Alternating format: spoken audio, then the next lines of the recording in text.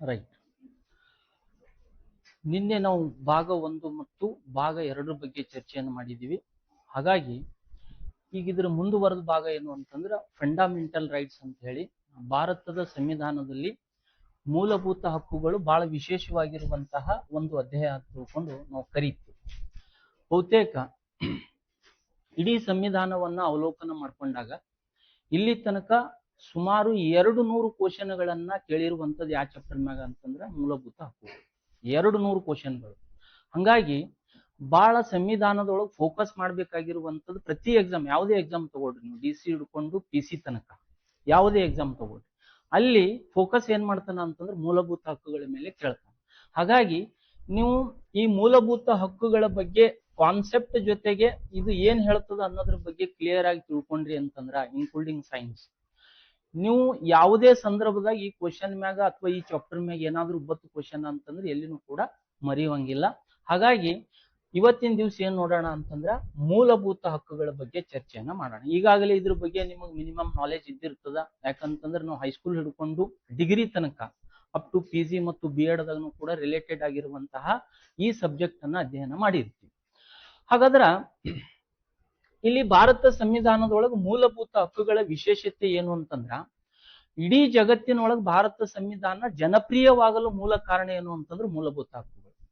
ಯಾಕಂತಂದ್ರೆ ಜಗತ್ತಿನ ಎಲ್ಲಾ ರಾಷ್ಟ್ರಗಳು ಮೂಲಭೂತ ಹಕ್ಕುಗಳನ್ನ ಒಳಗೊಂಡಿರುವಂತದ್ದನ್ನ ಕಾಣ್ತೀವಿ.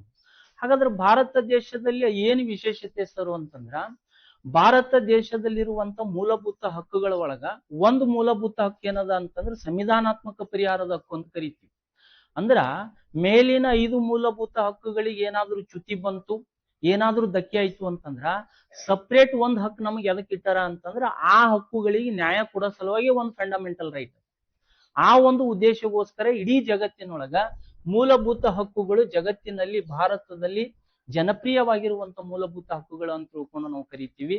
ಮತ್ತು ಅದರ ಜೊತೆಗೆ ಭಾರತ ದೇಶದಲ್ಲಿ ಯಾವುದೇ ರೀತಿಯಾಗಿರುವಂತ ಡಿಸ್ಕ್ರಿಮಿನೇಷನ್ ಮಾಡಲಾರದೆ, ಅಲ್ಲಿ ಯಾವುದೇ ಇರ್ರೆಸ್ಪೆಕ್ಟ್ of cost, ಇರ್ರೆಸ್ಪೆಕ್ಟ್ of gender, ಇರ್ರೆಸ್ಪೆಕ್ಟ್ of religion, ಅಂದ್ರ ಜಾತಿ ತಾರತಮ್ಯ ಇಲ್ಲದೆ, ಲಿಂಗ ತಾರತಮ್ಯ ಇಲ್ಲದೆ, ಧರ್ಮದ ತಾರತಮ್ಯ ಇಲ್ಲದೆ ಎಲ್ರಿಗೂ ಕೂಡ ಕೊಟ್ಟಿರುವಂತದ್ದು ಏನು ಅಂತಂದ್ರೆ ಮೂಲಭೂತ ಹಕ್ಕುಗಳು. ಇದ್ರ ಜೊತೆಗೆ ವ್ಯಕ್ತಿತ್ವ ವಿಕಾಸನಕ್ಕಾಗಿ ಮತ್ತು ಮಾನವ ತನ್ನ ನಾಗರಿಕ ಬದುಕನ್ನ ಕಟ್ಟಿಕೊಳ್ಳುವ ಉದ್ದೇಶಗೋಸ್ಕರ, ನಾಗರಿಕ ಬದುಕಂತಂದ್ರೆ ಸಿವಿಲ್ ಲೈಫ್ ಅನ್ನ ಅನುಭವಿಸ್ಬೇಕು. ಬದುಕದ ಎಲ್ಲಾ ಪ್ರಾಣಿಗಳು ಬದುಕ್ತಾವ್ರಿ, ಬಟ್ ಸಿವಿಲ್ ಲೈಫ್ ಅಂತಂದ್ರ ಒಂದು ಬಹಳ ಸುಸಜ್ಜಿತವಾಗಿರುವಂತಹ ಒಂದು ರೆಸ್ಪೆಕ್ಟ್ ಬದುಕನ್ನ ಬದುಕಬೇಕು ಅಂತಂದ್ರ ಆ ದೇಶದ ಸರ್ಕಾರಗಳು ಮತ್ತು ಸಂವಿಧಾನ ಏನ್ ಕೊಡ್ಬೇಕು ಅಂತಂದ್ರೆ ಮೂಲಭೂತ ಹಕ್ಕುಗಳನ್ನ ಪ್ರೊವೈಡ್ ಮಾಡ್ಬೇಕು. ಆ ದಿಕ್ಕಿನೊಳಗ ಭಾರತ ದೇಶದಲ್ಲಿ ವ್ಯಕ್ತಿಯ ವ್ಯಕ್ತಿತ್ವ ವಿಕಾಸನಕ್ಕಾಗಿನೂ ಕೂಡ ಏನ್ ಮಾಡಿದ್ರು ಅಂತಂದ್ರ ಈ ಮೂಲಭೂತ ಹಕ್ಕುಗಳನ್ನ ಜಾರಿ ಮಾಡಿರುವಂತದ್ದು. ಹಾಗಾಗಿ ಈ ಮೂಲಭೂತ ಹಕ್ಕುಗಳನ್ನ ಅಧ್ಯಯನ ಮಾಡುವಂತ ಪೂರ್ವದಲ್ಲಿ ಇದರ ಐತಿಹಾಸಿಕ ಹಿನ್ನೆಲೆಯನ್ನ ಚರ್ಚೆ ಮಾಡೋಣ. ಐತಿಹಾಸಿಕ ಹಿನ್ನೆಲೆ ಇದು ಯಾವ ರೀತಿಯಾಗಿರುವಂತ ತನ್ನದೇ ಆಗಿರುವಂತ ಐತಿಹಾಸಿಕ ಹಿನ್ನೆಲೆ, ಇತಿಹಾಸವನ್ನ ಹೊಂದ್ಯದ ಅಂತಕ್ಕಂಥದ್ರ ಬಗ್ಗೆ ಚರ್ಚೆ ಮಾಡಿ ಈ ಫಂಡಮೆಂಟಲ್ ರೈಟ್ಸ್ ಗಳ ನೇಚರ್ ಗಳನ್ನ ಅಧ್ಯಯನ ಮಾಡೋಣ. ಯಾಕಂತಂದ್ರೆ ನೀವು KPSC ದೊಳಗ KS ಬರಿತಕ್ಕಂಥವ್ರಾಗಿರ್ಬೋದು ಮತ್ತು GPSTR ಬರಿತಕ್ಕಂಥವ್ರಾಗಿರ್ಬೋದು, ಮೂಲಭೂತ ಹಕ್ಕುಗಳ ನೇಚರ್ ಅನ್ನ ಬರೀರಿ ಅಥವಾ ಮೂಲಭೂತ ಹಕ್ಕುಗಳಿಗೆ ಸಂಬಂಧಪಟ್ಟಿರ್ತಕ್ಕಂಥ ಸ್ವರೂಪವನ್ನ ಬರೀರಿ ಅಂತಂದಾಗ ಇದಕ್ಕೆ ರಿಲೇಟೆಡ್ ಆಗಿರುವಂತ ಲಕ್ಷಣಗಳನ್ನ ನಾವು ಅಧ್ಯಯನ ಮಾಡ್ಬೇಕಾಗ್ತದೆ. ಹಾಗಾಗಿ ಅದರ ಲಕ್ಷಣ ಒಳಗೊಂಡಂತೆ ಕ್ವಶನ್ಗಳನ್ನು ಕೇಳಿರ್ತಕ್ಕಂಥದ್ದದ. ಹಾಗಾಗಿ ಇದರ ಐತಿಹಾಸಿಕ ಹಿನ್ನೆಲೆಯನ್ನ ನೋಡ್ತಾ ಹೋಗೋಣ. ಜಗತ್ತಿನಲ್ಲಿ ಮೊಟ್ಟ ಮೊದಲ ಬಾರಿಗೆ ಮೂಲಭೂತ ಹಕ್ಕುಗಳನ್ನ ಬರೆಸಿರ್ತಕ್ಕಂಥ ವ್ಯಕ್ತಿ ಯಾರು ಅಂತಂದ್ರ 1215ರಲ್ಲಿ ಬ್ರಿಟನ್ ದೇಶದ ಜಾನ್ ದೊರೆ ಅಂತ ತಿಳ್ಕೊಂಡು ಕರಿತೀವಿ. 1215ರಲ್ಲಿ ಬ್ರಿಟನ್ ದೇಶದ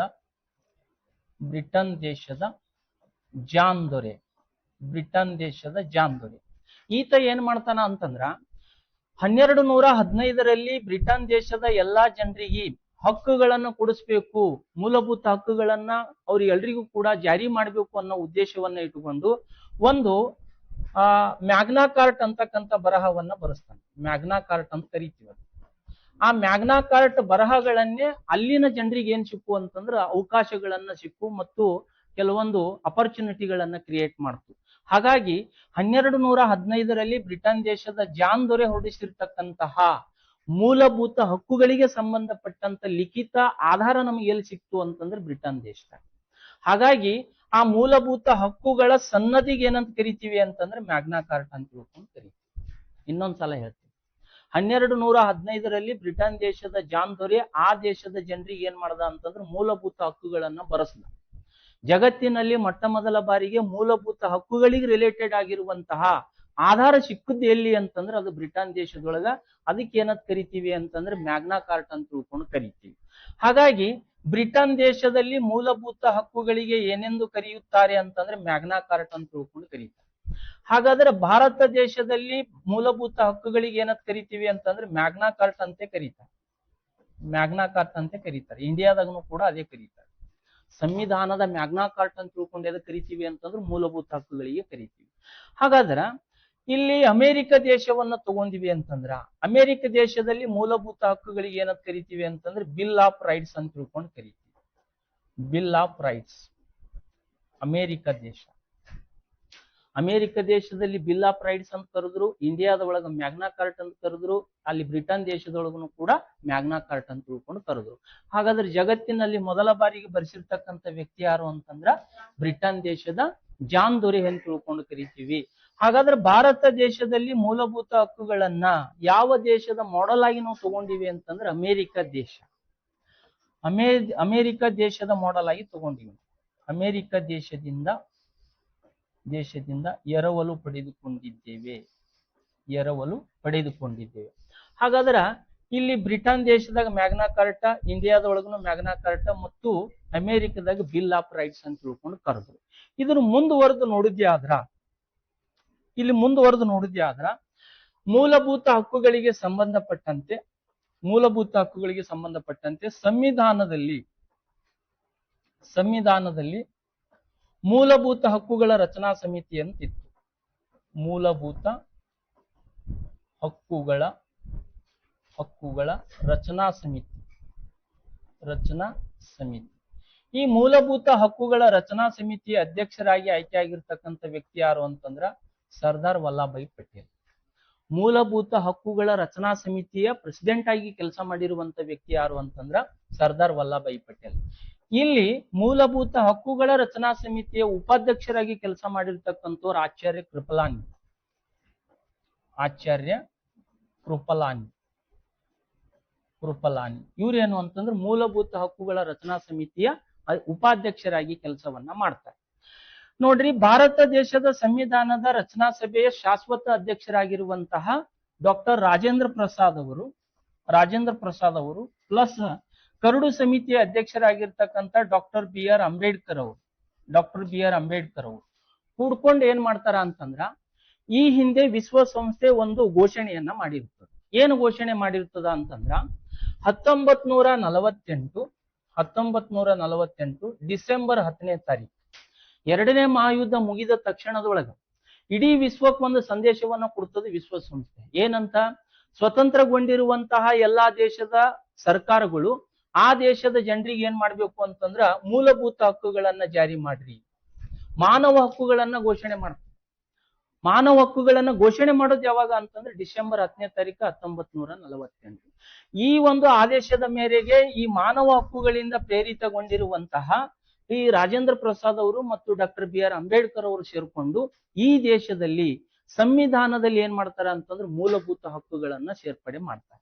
ಹಾಗಾದ್ರೆ ಭಾರತ ಸಂವಿಧಾನದಲ್ಲಿ ಮೂಲಭೂತ ಹಕ್ಕುಗಳನ್ನ ಸೇರ್ಪಡೆ ಮಾಡೋದು ಯಾವಾಗ ಅಂತಂದ್ರ ನವೆಂಬರ್ 26ನೇ ತಾರೀಕು 1949 ಸಂವಿಧಾನದ ಕೊನೆಯ ಕರಡು ಪ್ರತಿಯಲ್ಲಿ ಏನ್ ಮಾಡ್ತಾರ ಅಂತಂದ್ರ ಈ ಮೂಲಭೂತ ಹಕ್ಕುಗಳನ್ನ ಸೇರ್ಪಡೆಗೊಂಡಿರುವಂತದ್ದು. ಇದೇ ಡೇಟಿಗೆ ಏನಾಗ್ಯದ ಅಂತಂದ್ರೆ ಸಂವಿಧಾನ ಅಂಗೀಕಾರ ಆಗಿರುವಂತ ದಿವಸ. ಹಾಗಾಗಿ ಈ ಮೂಲಭೂತ ಹಕ್ಕುಗಳನ್ನ ಸಂವಿಧಾನದಲ್ಲಿ ಸೇರಿಸೋದು ಯಾವಾಗ ಅಂತಂದ್ರ ನವೆಂಬರ್ 26, 1949 ಏನಾಗ್ತದ ಅಂತಂದ್ರೆ ಸಂವಿಧಾನದೊಳಗ ಸೇರ್ಪಡೆ ಮಾಡಿದ್ರು. ಇಷ್ಟೇನು ಅಂತಂದ್ರ ಈ ಒಂದು ಐತಿಹಾಸಿಕ ಹಿನ್ನೆಲೆ ಅಂತ ತಿಳ್ಕೊಂಡು ಕರಿತೀವಿ. ಫಸ್ಟ್ ಯಾರು ಬರ್ಸಿದ್ರು, ಯಾವ ದೇಶದಾಗ ಏನಂತ ಕರಿತೀವಿ, ಭಾರತ ದೇಶದಲ್ಲಿ ಈ ಸಮಿತಿ ಅಧ್ಯಕ್ಷರು ಯಾರಾಗಿದ್ರು, ಉಪಾಧ್ಯಕ್ಷರು ಯಾರಾಗಿದ್ರು, ಮಾನವ ಹಕ್ಕುಗಳ ಘೋಷಣೆ ಯಾವಾಗಾಯ್ತು, ಆಮೇಲೆ ಮೂಲಭೂತ ಹಕ್ಕುಗಳನ್ನ ಯಾವ ದೇಶದಿಂದ ನಾವು ತಗೊಂಡಿವಿ, ಆಮೇಲೆ ರಾಜೇಂದ್ರ ಪ್ರಸಾದ್ ಮತ್ತು ಡಾಕ್ಟರ್ ಬಿ ಆರ್ ಅಂಬೇಡ್ಕರ್ ಅವರು ಸೇರ್ಕೊಂಡು ಇವುಗಳಿಂದ ಪ್ರೇರಿತಗೊಂಡಿರ್ತಕ್ಕಂಥ ಇವರುಗಳು ಸಂವಿಧಾನದೊಳಗ ನವೆಂಬರ್ 26, 1949ಕ್ಕ ಮೂಲಭೂತ ಹಕ್ಕುಗಳನ್ನ ಸಂವಿಧಾನದ ಕೊನೆಯ ಕರಡು ಪ್ರತಿಯಲ್ಲಿ ಏನ್ ಮಾಡಿದ್ರು ಅಂತಂದ್ರೆ ಸೇರ್ಪಡೆಯನ್ನ ಮಾಡಿದ್ರು. ಇಷ್ಟೇನು ಅಂತಂದ್ರ ಮೂಲಭೂತ ಹಕ್ಕುಗಳಿಗೆ ರಿಲೇಟೆಡ್ ಆಗಿರುವಂತಹ ಹಿಸ್ಟೋರಿಕಲ್ ಬ್ಯಾಕ್ಗ್ರೌಂಡ್ ಅಂತ ತಿಳ್ಕೊಂಡು ನಾವು ಕರಿತೀವಿ. ಇನ್ನು ಇದು ಆದ ಬಳಿಕ ಮೂಲಭೂತ ಹಕ್ಕುಗಳಿಗೆ ಸಂಬಂಧಪಟ್ಟಂತೆ ಅವುಗಳ ಸ್ವರೂಪ ಏನು ಅಂತ, ಇದು ಬಹಳ ಮುಖ್ಯವಾಗಿರುವಂತದ್ದು. ಇಲ್ಲಿ ಏನೇನು ಸ್ವರೂಪವನ್ನ ಹೊಂದ್ಯಾವ, ಮೂಲಭೂತ ಹಕ್ಕುಗಳ ಸ್ವರೂಪ ಏನು? ಸ್ವರೂಪ ನಿಮಗೆ ಇದ್ರ ಬಗ್ಗೆ ಆಲ್ರೆಡಿ ಗೊತ್ತದ, ಆದ್ರೂ ಕೂಡ ಒಂದ್ ಸ್ವಲ್ಪ ಇದ್ರ ಬಗ್ಗೆ ಚರ್ಚೆಯನ್ನ ಮಾಡೋಣ. ಹಾಗಾದ್ರೆ ಮೂಲಭೂತ ಹಕ್ಕುಗಳ ಒಂದು ಸ್ವರೂಪ ಹೇಳ್ರಿ, ಯಾರು ಹೇಳ್ತೀರಿ? ಒಂದು 3-4 ಅಷ್ಟೇ ಚರ್ಚೆ ಮಾಡೋಣ, ಹೆಚ್ಚಿಗೆ ಬೇಡ. ಮೂಲಭೂತ ಹಕ್ಕುಗಳ ಸ್ವರೂಪವನ್ನ ಹೇಳ್ರಿ ಅಂತ ಕೇಳ್ತಾನೆ. Very good. ನ್ಯಾಯ ರಕ್ಷಿತವಾದವುಗಳು. ನ್ಯಾಯ ರಕ್ಷಿತವಾದವುಗಳು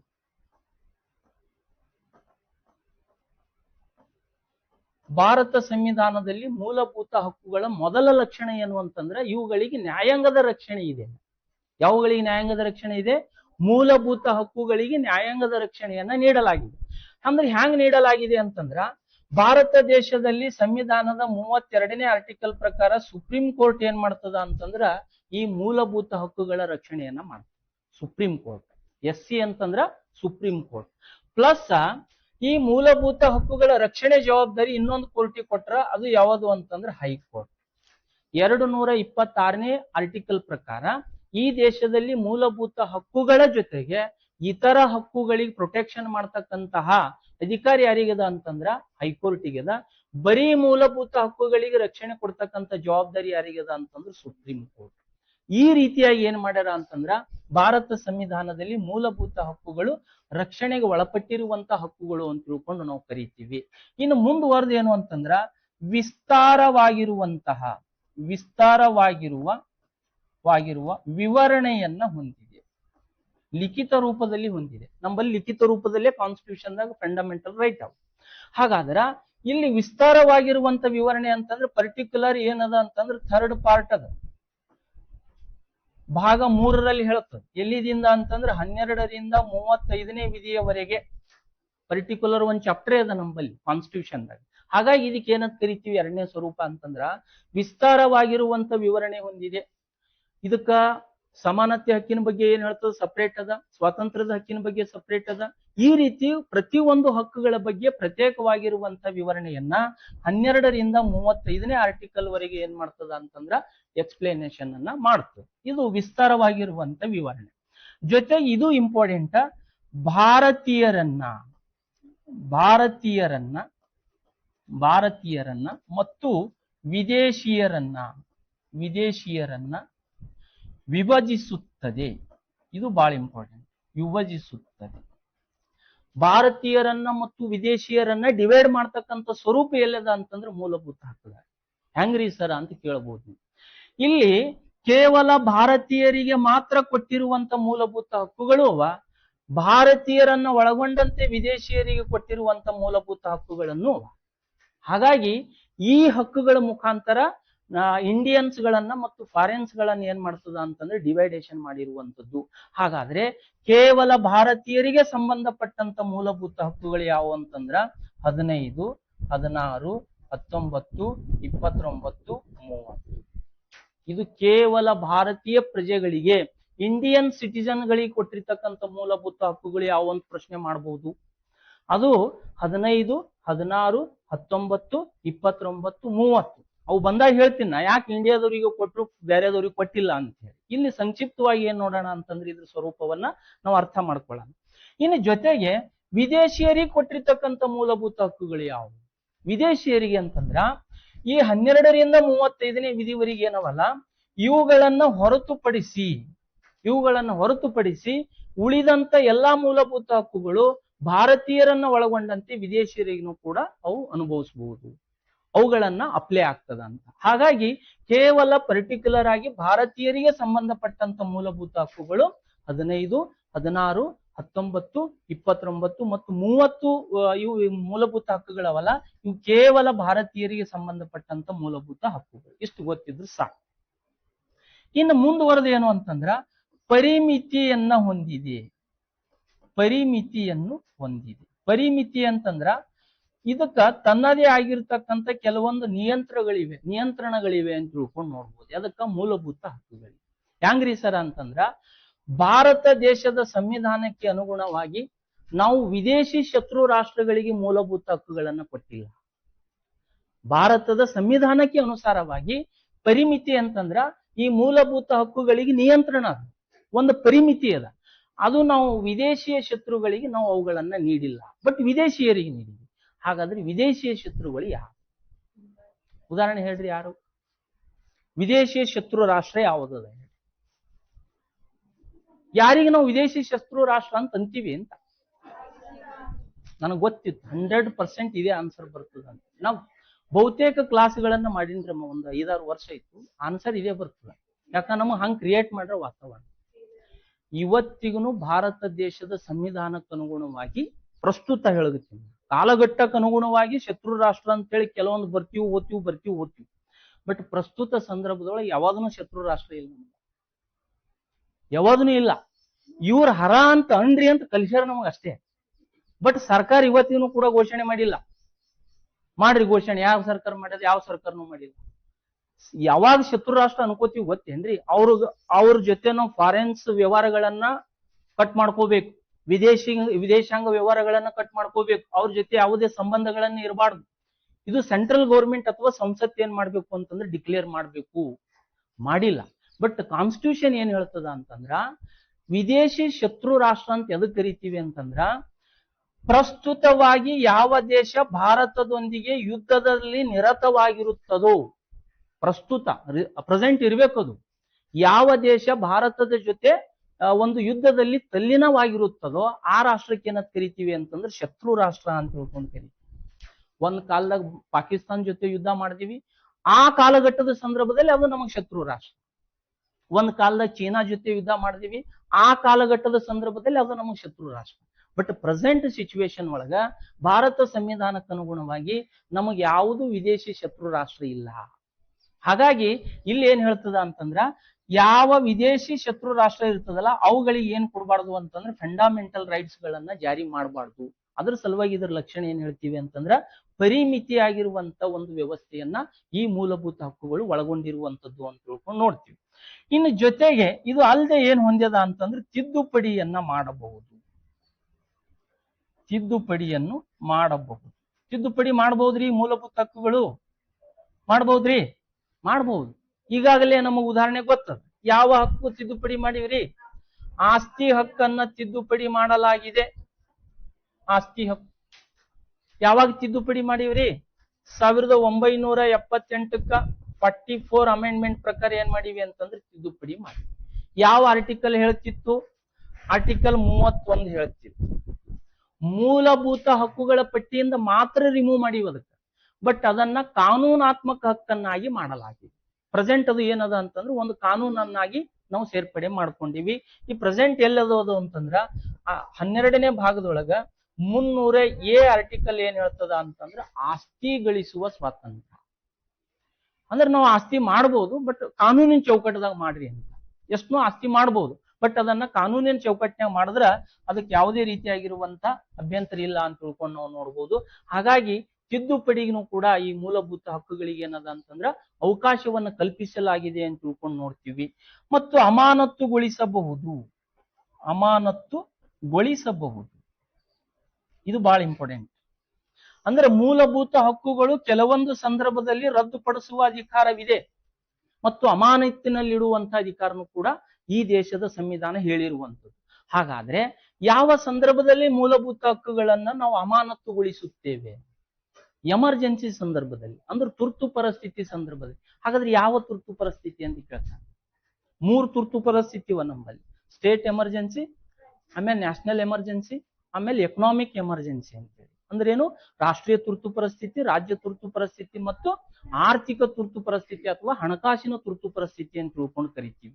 ಕೇವಲ ರಾಷ್ಟ್ರೀಯ ತುರ್ತು ಪರಿಸ್ಥಿತಿ ಸಂದರ್ಭದಲ್ಲಿ ಮಾತ್ರ ಮೂಲಭೂತ ಹಕ್ಕುಗಳನ್ನ ನಾವು ಅಮಾನತಿನಲ್ಲಿ ಇಡಬಹುದು. ಹಾಗಾದ್ರೆ ರಾಷ್ಟ್ರೀಯ ತುರ್ತು ಪರಿಸ್ಥಿತಿ ಅಂದ್ರೆ ಯಾವ ತುರ್ತು ಪರಿಸ್ಥಿತಿ? ಅಲ್ಲಿ 2 ಅವರಿ, ಇಂಟರ್ನಲ್ ಎಮರ್ಜೆನ್ಸಿ, ಎಕ್ಸ್ಟರ್ನಲ್ ಎಮರ್ಜೆನ್ಸಿ ಅಂತ. ಬಾಹ್ಯ ತುರ್ತು ಪರಿಸ್ಥಿತಿ ಮತ್ತು ಆಂತರಿಕ ತುರ್ತು ಪರಿಸ್ಥಿತಿ. ರಾಷ್ಟ್ರೀಯ ತುರ್ತು ಪರಿಸ್ಥಿತಿ ಅಂತ ಪದ ಬತ್ತು ಅಂತಂದ್ರ ಅಲ್ಲಿ ಬಾಹ್ಯ ತುರ್ತು ಪರಿಸ್ಥಿತಿ ಇರಬೇಕು. ಆ ಸಂದರ್ಭದಲ್ಲಿ ಮಾತ್ರ ಮೂಲಭೂತ ಹಕ್ಕುಗಳನ್ನ ಅಮಾನತಿನಲ್ಲಿಡಬಹುದು. ಆಂತರಿಕ ತುರ್ತು ಪರಿಸ್ಥಿತಿ ಸಂದರ್ಭದಲ್ಲಿ ಅಲ್ಲ. ಉದಾಹರಣೆ ಮೇಡಮ್ ಅವರು, ನಾ ಅವ್ರಿಗೆ ಬಹಳ ರೆಸ್ಪೆಕ್ಟ್ ಕೊಡ್ತೀನಿ, ಮೇಡಮ್ ಅವ್ರ ಅಂತ ಕರಿತೀನಿ. ಯಾಕಂದ್ರೆ ಉಕ್ಕಿನ ಮಹಿಳೆ, ಭಾರತ ಸಂವಿಧಾನವನ್ನ ವಿರೂಪಗೊಳಿಸಿರುವಂತವ್ರು. ಯಾಕಂತಂದ್ರೆ 42ನೇ ತಿದ್ದುಪಡಿ ಮುಖಾಂತರ ಇಡೀ ಸಂವಿಧಾನದ ಗುರಿ ಉದ್ದೇಶಗಳನ್ನೇ ಅದಲು ಬದಲು ಮಾಡಿರುವಂತ ಬಹಳ ದೊಡ್ಡದಾಗಿರುವಂತ ಸಾಧನೆಯನ್ನ ಮಾಡಿರ್ತಕ್ಕಂಥವ್ರು. ಯಾಕಂತಂದ್ರೆ ಅತಿ ಹೆಚ್ಚು ತಿದ್ದುಪಡಿ ಕಂಡಿರುವಂತದ್ದು ಯಾವ ತಿದ್ದುಪಡಿ ಅಂತಂದ್ರೆ 42 ಅಮೆಂಡ್ಮೆಂಟ್. ಅದಕ್ಕೆ ಏನಂತ ಕರಿತೀವಿ? ಮಿನಿ ಸಂವಿಧಾನ, ಇಂದಿರಾ ತಿದ್ದುಪಡಿ ಅಂತ ತಿಳ್ಕೊಂಡು ಕರಿತೀವಿ. ಹಾಗಾಗಿ ನಿಮ್ಗೆ ನೆನಪಿಲ್ರಿ ಅಮ್ಮ, ಕಾನ್ಸ್ಟಿಟ್ಯೂಷನ್ ಡೆಬೇಟ್ ಹೋದಾಗ ಒಂದೇ ದಿನದಾಗ 100 ಅಮೆಂಡ್ಮೆಂಟಿಗೆ ಅವಕಾಶ ಕೊಟ್ಟಿದ್ರಂತ, 100 ಅಮೆಂಡ್ಮೆಂಟಿಗೆ ಕಳಿಸಿದ್ರಂತ ಮೇಡಮ್ ಅವ್ರು ಒಂದೇ ದಿನದಾಗ. ಹೇಳ್ತಾ ಹೇಳ್ತಾ ಹೋಗ್ತೀನಿ ಯಾವ್ದು ಬದಲಾವಣೆ ಮಾಡಿದ್ರು. ಮತ್ತೆ ಮೊರಾರ್ಜಿ ದೇಸಾಯಿ ಸರ್ಕಾರ ಆಗಿರ್ಬೋದು, ಬೇರೆ ಬೇರೆ ಸರ್ಕಾರಗಳು ಬಂದು ಮತ್ತೆ ಏನ್ ಮಾಡಿದ್ರು ಅನ್ನೋದ್ರ ಬಗ್ಗೆ ನಾನು ಹೋಗ್ತಾ ಹೇಳ್ತೀನಿ. ಹಾಗಾಗಿ 42ನೇ ತಿದ್ದುಪಡಿ ಮುಖಾಂತರ ಅನೇಕ ಬದಲಾವಣೆಗಳನ್ನ ಈ ದೇಶದಲ್ಲಿ ತಂದ್ರು. ಇಲ್ಲಿ ಇದು ತಿಳ್ಕೊಳ್ಳೋದು ಬಹಳ ಇಂಪಾರ್ಟೆಂಟ್ ಅಮ್ಮ. ಅಮಾನತುಗೊಳಿಸುವುದು ಅಂತಂದ್ರ ಇಲ್ಲಿ ರಾಷ್ಟ್ರೀಯ ತುರ್ತು ಪರಿಸ್ಥಿತಿ ಎಂತದಿರ್ಬೇಕು ಅಂತಂದ್ರೆ ಬಾಹ್ಯ ತುರ್ತು ಪರಿಸ್ಥಿತಿ ಇರಬೇಕು. ಆ ಸಂದರ್ಭದಲ್ಲಿ ಮೂಲಭೂತ ಹಕ್ಕುಗಳನ್ನ ಅಮಾನತಿನಲ್ಲಿಡಬಹುದು. ಬಟ್ 2 ಜೀವಂತ ಇರ್ತಾವ. ಅಮಾನತಿನಲ್ಲಿ ಇಡಬಹುದು, ಬಟ್ 2 ಮೂಲಭೂತ ಹಕ್ಕುಗಳು ಜೀವಂತ ಇರ್ತಾವ. ಹಾಗಾದ್ರೆ ಯಾವುವು ಅಂತಂದ್ರ 20 ಮತ್ತು 21 ಇವು ಏನ್ ಹೇಳ್ತಾವ ಅನ್ನೋದು ಮುಂದೆ ಹೇಳ್ತೀನಿ. 20 ಮತ್ತು 21 ಮೂಲಭೂತ ಹಕ್ಕುಗಳನ್ನು ಹೊರತುಪಡಿಸಿ ಉಳಿದ ಎಲ್ಲಾ ಮೂಲಭೂತ ಹಕ್ಕುಗಳು ತಾತ್ಕಾಲಿಕವಾಗಿ ರದ್ದುಪಡಿಸಲಾಗುತ್ತದೆ. ತಾತ್ಕಾಲಿಕವಾಗಿ. ಬಟ್ ರದ್ದುಪಡಿಸೋರು ಯಾರು ಅಂತ ಕೇಳ್ತಾನೆ? ರಾಷ್ಟ್ರಪತಿ. ಅಮಾನತಿನಲ್ಲಿಡುವ ಅಧಿಕಾರ ಯಾರಿಗೆ ನೀಡಲಾಗಿದೆ? ರಾಷ್ಟ್ರಪತಿಗೆ ನೀಡಲಾಗಿದೆ. ಹಾಗಾಗಿ ಇಷ್ಟೆಲ್ಲ ಸ್ವರೂಪವನ್ನ ಕಂಡಿರುವಂತದ್ದು ಯಾವುದು ಅಂತಂದ್ರ ಮೂಲಭೂತ ಹಕ್ಕು. ಇದು ನೆನ್ಪಿಟ್ಕೊಳ್ರಮ್ಮ. ಯಾಕಂತಂದ್ರ ಇಲ್ಲಿ ಇದ್ರ ಸ್ವರೂಪದ ಜೊತೆಗೇನೆ ಕ್ವಶನ್ ಕೇಳಬಹುದು. ಇದ್ರ ಸ್ವರೂಪ 20 ಮತ್ತು 21 ವಿಧಿಗಳನ್ನು ಹೊರತುಪಡಿಸಿ ಉಳಿದ ಎಲ್ಲಾ ವಿಧಿಗಳು, ಮೂಲಭೂತ ಹಕ್ಕುಗಳಿಗೆ ಸಂಬಂಧಪಟ್ಟಿರುವಂತ ಎಲ್ಲಾ ವಿಧಿಗಳು ಏನಾಗ್ತವ ಅಂತಂದ್ರೆ ತಾತ್ಕಾಲಿಕವಾಗಿ ಅಮಾನತಿನಲ್ಲಿ ಇರುತ್ತವೆ. ಎಂತ ಸಂದರ್ಭದಲ್ಲಿ ಅಂತಂದ್ರ ರಾಷ್ಟ್ರೀಯ ಬಾಹ್ಯ ತುರ್ತು ಪರಿಸ್ಥಿತಿ ಸಂದರ್ಭದಲ್ಲಿ ಮಾತ್ರ ಇವುಗಳನ್ನ ಅಮಾನತಿನಲ್ಲಿ ಇಡಬಹುದು. ಇಷ್ಟೇನು ಅಂತಂದ್ರೆ ಇದಕ್ಕ ಸಂಬಂಧಪಟ್ಟಿರುವಂತದ್ದು ಅಂತ ನೋಡ್ತೀವಿ. ಇನ್ನು ಮುಂದುವರೆದು ಇದು ಏನು ಅಂತಂದ್ರೆ ಸ್ವರೂಪ. ಈಗ ಏನ್ ಮಾಡೋಣ ಅಂತಂದ್ರ ಮೂಲಭೂತ ಹಕ್ಕುಗಳಿಗೆ ಪ್ರವೇಶವನ್ನ ಮಾಡೋಣ. Fundamental rights.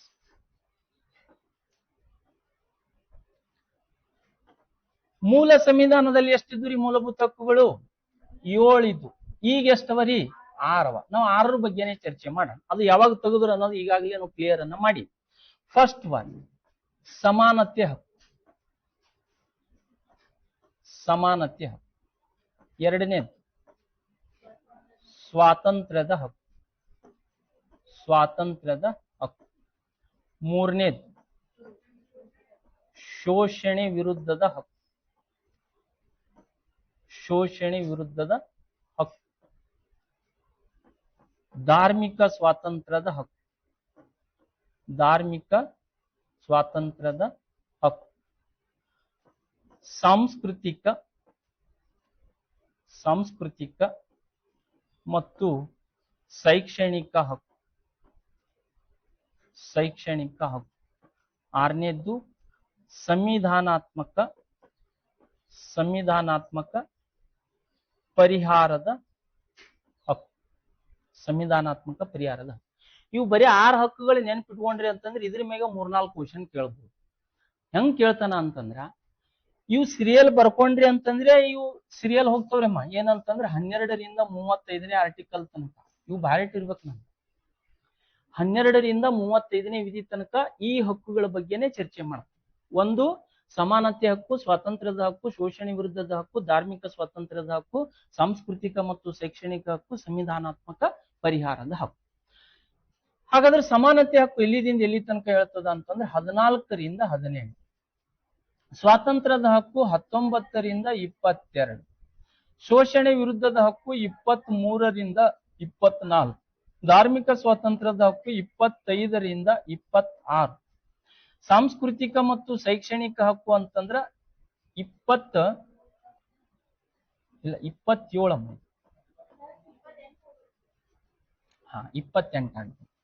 25ರಿಂದ 28. ಇದು 29ರಿಂದ 30. ಇದು 32. 31 ಹೋಗ್ಯದ. ಎದಕ್ ಸಂಬಂಧಪಡ್ತಿತ್ತು ಹೇಳ್ರಿ? ಆಸ್ತಿ ಹಕ್ಕಿಗೆ ಸಂಬಂಧಪಡ್ತಿತ್ತು. 1978 ಒಳಗ 44 ಅಮೆಂಡ್ಮೆಂಟ್ ಪ್ರಕಾರ ಅದನ್ನ ರಿಮೂವ್ ಮಾಡಿದ್ರು. 14ರಿಂದ 18, 19ರಿಂದ 22, 23ರಿಂದ 24, 25ರಿಂದ 28, 29ರಿಂದ 30, 32. ಇಲ್ಲಿ ನೀವು ನೆನಪಿಡಕ್ ಒಂದು ಟ್ರಿಕ್ ಹೇಳ್ತೀನಮ್ಮ.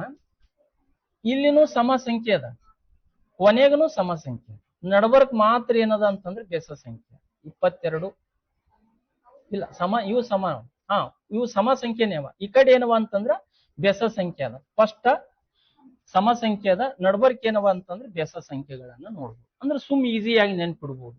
ಸಮಾನತೆ ಹಕ್ಕು 14ರಿಂದ 18, ಸ್ವಾತಂತ್ರ್ಯದ ಹಕ್ಕು 19ರಿಂದ 22, ಶೋಷಣೆ ವಿರುದ್ಧದ ಹಕ್ಕು 23, 24, ಧಾರ್ಮಿಕ ಸ್ವಾತಂತ್ರ್ಯದ ಹಕ್ಕು 25, 28, ಸಾಂಸ್ಕೃತಿಕ ಮತ್ತು ಶೈಕ್ಷಣಿಕ 29, 30, 32. ಇಲ್ಲಿ ಸಮಾನತೆ ಹಕ್ಕು ಮತ್ತು ಸ್ವಾತಂತ್ರ್ಯದ ಹಕ್ಕು ಇವು ಎರಡೇ ಚರ್ಚೆ ಮಾಡಮ್ಮ. ಯಾಕಂತಂದ್ರೆ ಅಟ್ಟು ಹೇಳಿದೆ ಅಂದ್ರೆ ಹೆಂಗ ಆಗ್ತದ ಗೊತ್ತೇನ್ರಿ ನಿಮಗ? ಎಳ್ಳಮಸಿ ಹಬ್ಬ ಏನ್ ಮಾಡ್ತೀವಿ ಸ್ಪೆಷಲ್ ರೀ? ಬಜ್ಜಿ ಮಾಡ್ತೀವಿ. ಹೆಂಗ್ ಮಾಡ್ತೀವಿ ಅಂದ್ರೆ ಒಂದ್ ಕೈಪಲ್ಯ ಹಾಕಲ್ಲ ಅದ್ರಾಗ. ಈ ಅಳಿಗೆ ಚಾಲು ಮಾಡ್ತಾರ ನಮ್ಮ ಹೌದೇವ್ರು. ಏನಂತಂದ್ರೆ 20 ಪಲ್ಯ ಸೇರಿಸಿ 8 ದಿನ ಉಣೋದದೇ. ಬಹಳ ಚಂದ ಹತ್ತದ್ರಿ ಇದು, ಹೌದಲ್ಲ? ಹಂಗ ಆಗ್ತದ ಇದು. ಇದು ಹೇಳಾಗ ತಿಳಿದಂಗೆ ಅನಿಸ್ತದ, ಇಲ್ಲಿಗೆ ಬಂದಾಗ ಇದು ತಿಳಿತು, ಇದು ನೆನಪಾಗ್ತದೆ. ಸ್ಪೆಷಲಿ ನಿಮಗ್ ತಿಳಿಬೇಕಾಗಿರುವಂತದ್ದು ಈ ಹಕ್ಕು ತಿಳಿತು ಅಂದ್ರೆ ಎಲ್ಲಾ ಹಕ್ಕು ತಿಳಿತು. ಯಾಕಂತಂದ್ರ ಇದು ಲಾಂಗ್ ಇರುವಂತದ್ದು. ರೈಟ್ ಟು ಇಕ್ವಾಲಿಟಿ ಅಂತ ತಿಳ್ಕೊಂಡು ಕರಿತೀವಲ್ಲ, ಇದು 14ರಿಂದ 18 ತನಕ ಅದಲ್ಲ. ಒಂದ್ ಸ್ವಲ್ಪ ಏನದ ಅಂತಂದ್ರೆ ಡೆಪ್ತ್ ಹೋಗ್ಬೇಕು. ನಾವು ಒಂದ್ ಲೈನ್ ಸ್ಟೋರಿ ಕೇಳೋದ್ ಬಿಟ್ಟಂದ್ರೆ ನೆನ್ಪಿರ್ಲಿ ನಿಮಗೆ. ಹಾಗಾಗಿ ಸ್ವಲ್ಪ ಇದು ಹೇಳೋ ಪ್ರಯತ್ನ ಮಾಡ್ತೀನಿ.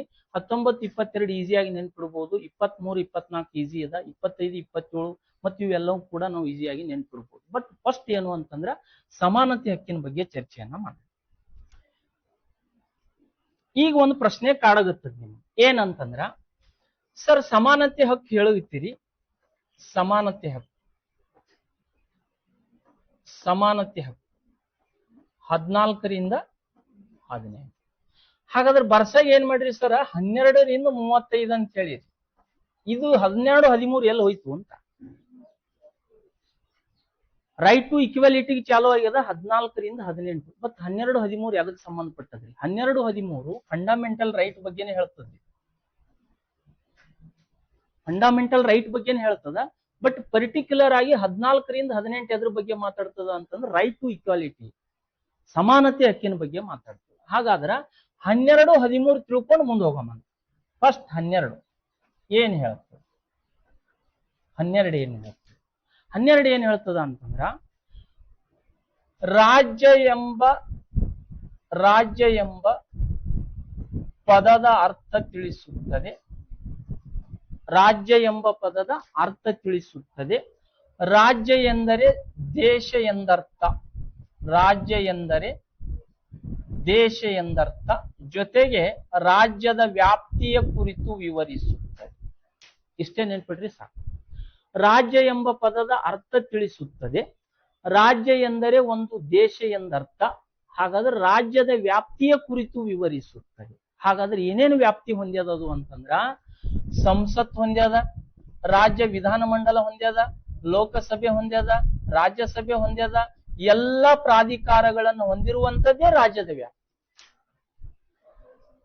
ಸಂಸತ್ ಹೊಂದ್ಯದ, ವಿಧಾನಮಂಡಲ ಹೊಂದ್ಯದ, ಲೋಕಸಭೆ ಹೊಂದ್ಯದ, ರಾಜ್ಯಸಭೆ ಹೊಂದ್ಯದ ಮತ್ತು ಎಲ್ಲಾ ಪ್ರಾಧಿಕಾರಗಳನ್ನ ಹೊಂದ್ಯದ. ಎಲ್ಲಾ ಪ್ರಾಧಿಕಾರಗಳನ್ನು ಹೊಂದ್ಯಾವ.